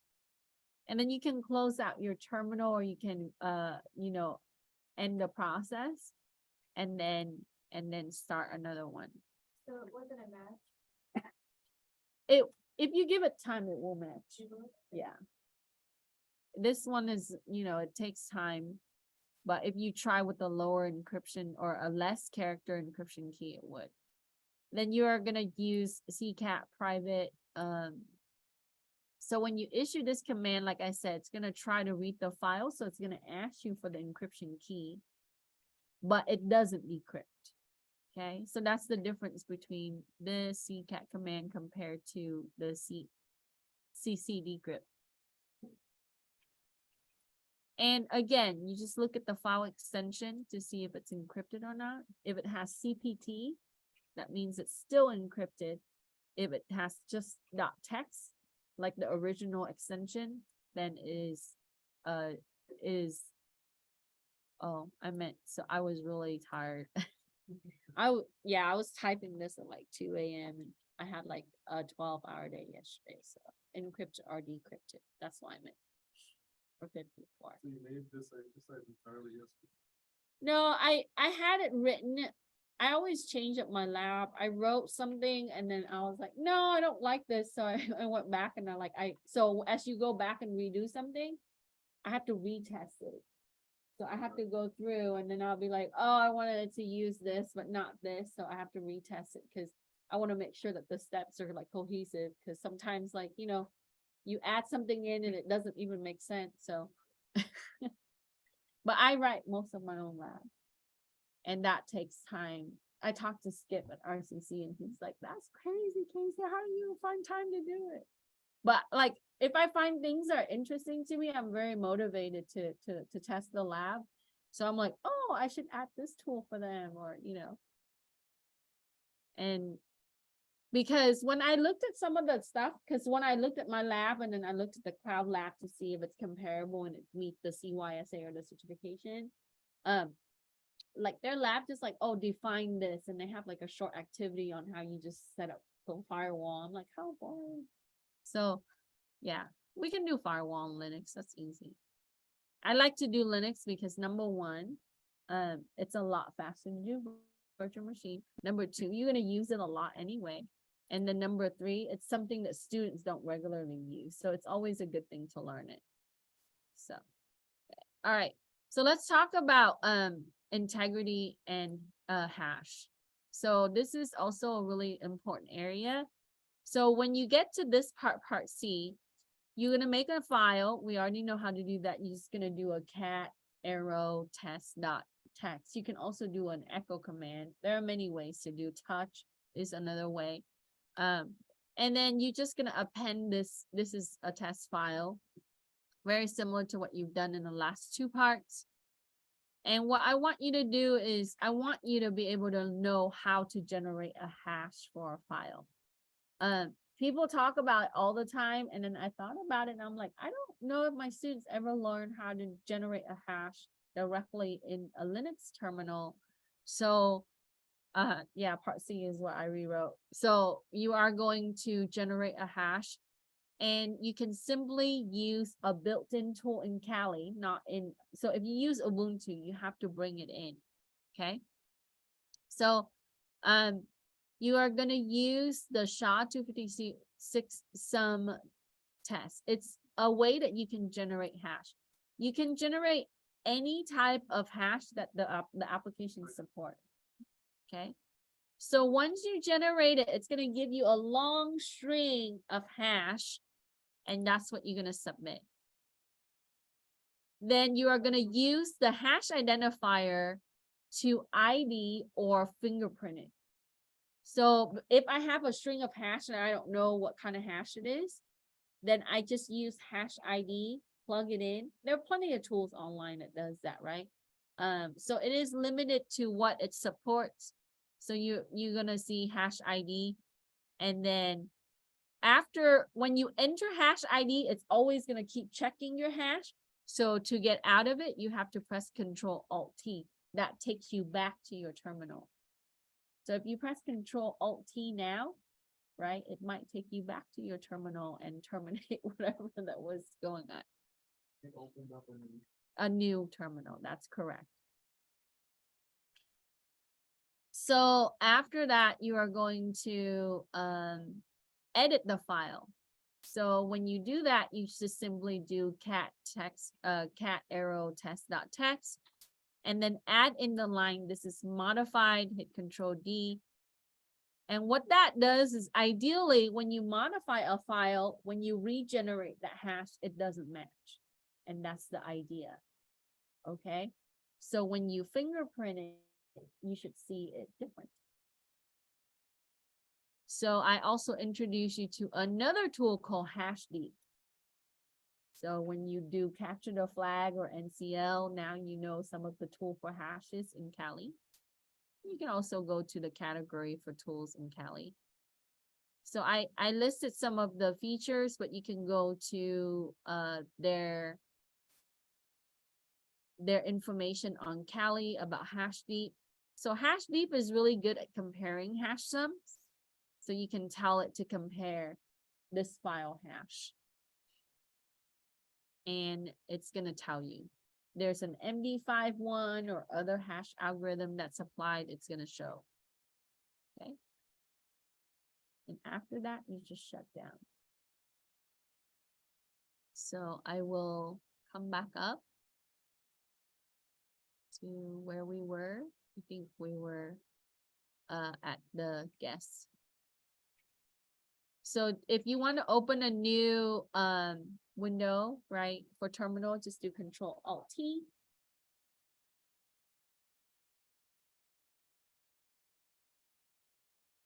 So only a little bit more to go, right? And it's always fun to play with new Linux tools because it's written for it. So now you know how to encrypt, decrypt, create, generate hash, compare hash, fingerprint hash in one session.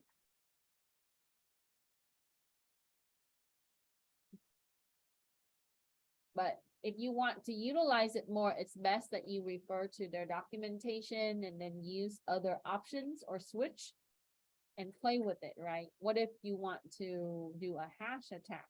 Then you would do what? Hashcat. There are other tools. Yeah, there's a lot of tutorial on Hashcat.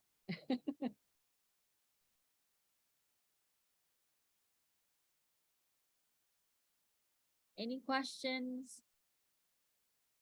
Okay, so we have about close to an hour left. Let's see, maybe I can demo some more.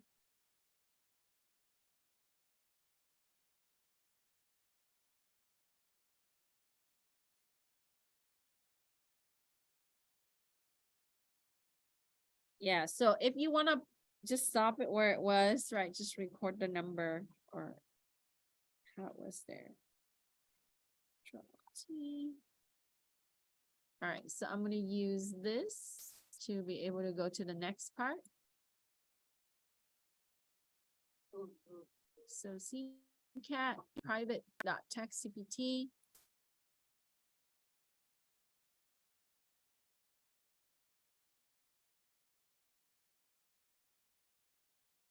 Oh, I forgot. I have to be. Oh, if you guys open a new terminal, make sure you change directory. Make sure that you're in secret. And so if it finds the file, it should bold it. Okay.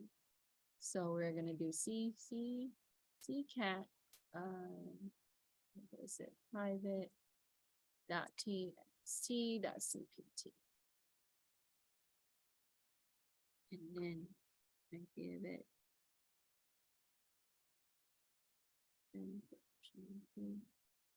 Oh, sorry, I mistyped that.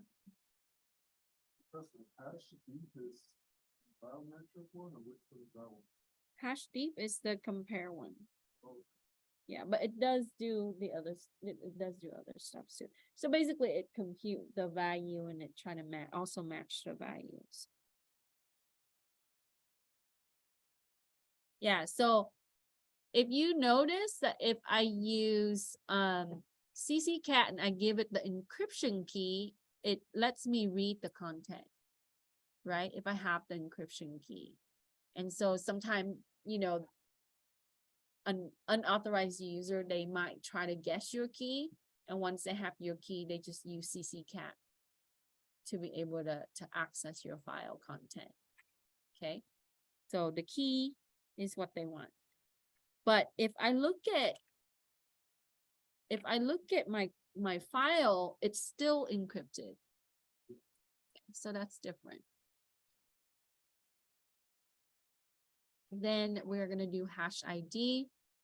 So it's already built into Kali Linux. So we're going to do a SHA-256 sum. So we're going to create a test file. So I simply do a cat, right, test.txt.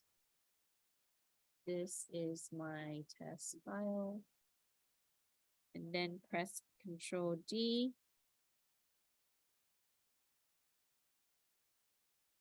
And then we're going to do SHA-256 sum. Oops. And then test.txt. And so that generates the hash for it. And then you're going to use the other stuff to So you're gonna take that value, you're gonna copy it, right? And then you're gonna use it in identifier. So before you do that, take a screenshot of your hash. So I'm gonna go ahead and copy this.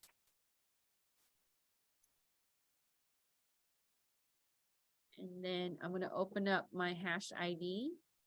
So hash dash identifier.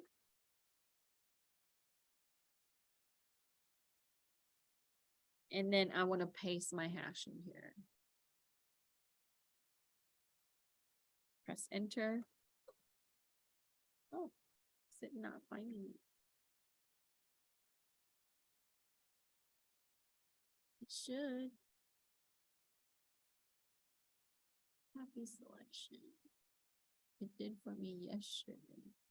But if it's not found, there you go. I must have had left off a character or something.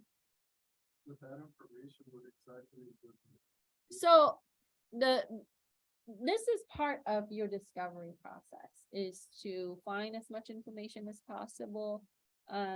So what that does is you want to look at the type of algorithm it uses, if it has flaws in the algorithm, and then investigate the algorithm on how you will be able to break it.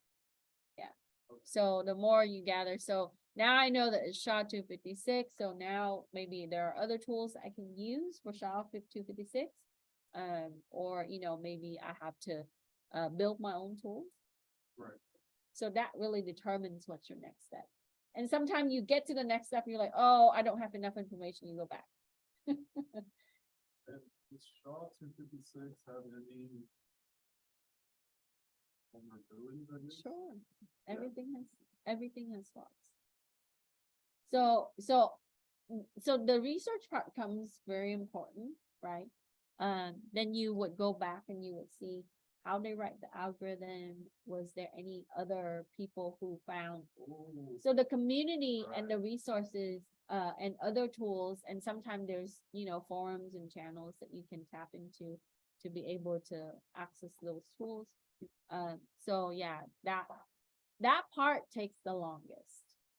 The discovery part takes a long time. Recon and then discover takes a long time. Yeah. Before attacks. So, all right. So now it tells me SHA-256 because I did generate it for that. And then I would take a screenshot. Right? To get out of it, open another terminal. And then what I want to do is I want to remodify this or modify it from the original. So Control Alt T for another one. And then I want to go into CD secret again. And on this other one, right, I want to, or you can quit this, but I want to be able to make this. So cat text. This is modify. Control D.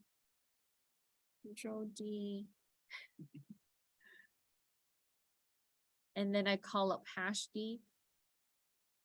So take a screen. Oh yeah. So we're gonna generate the hash again. So we can do the SHA-256. So SHA-256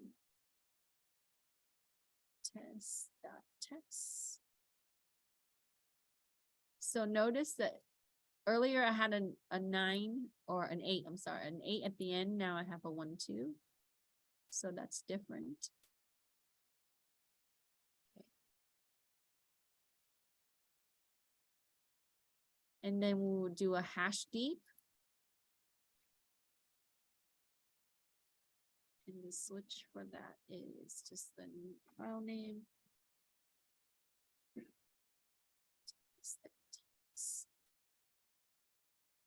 Okay. So it tells me that this is where it's located, right? And then there's one there's two. This is the one that I just generated, the 1, 2, as you can see from here. And then this is the original. And remember that I'm not using any options outside of just the file name. So if you want to use other things with hash leaf, there are extensive potential to this. Okay, so I want to show you with the tool. And And- CD secret is the encryption file creator, right? CD secret is just the folder that I had put that on at the beginning. Yeah, because when I open up a new terminal, it is in my home, the home directory. So I have to get into the subdirectory of home, which is secret, which I created like in step 2 or earlier on. Yeah, that's where all my files are.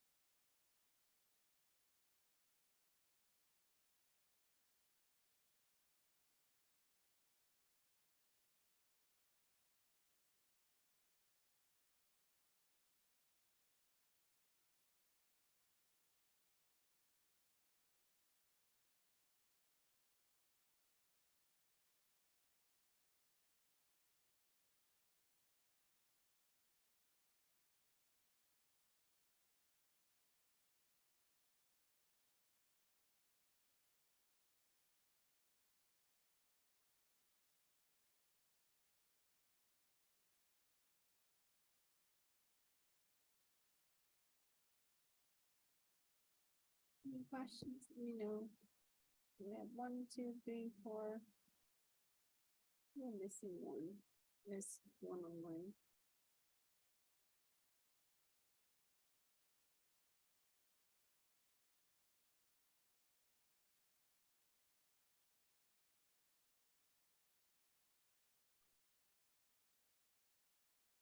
Okay, so when we're done, just shut down your machine, copy the unzip folder and the zip folder over to your hard drive so you have a backup of it.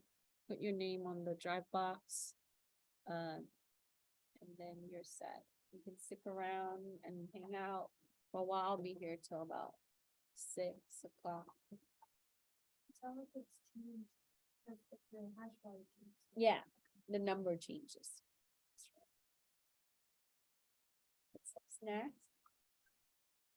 Okay, I'm gonna stop recording because, uploading 2+ hour video on YouTube and let it convert a lot. So let me share. Take a flash drive. Yeah, of course. I forgot to tell you guys. Yeah, if you need a flash drive to save your work, I was you're trying, welcome. I need one because,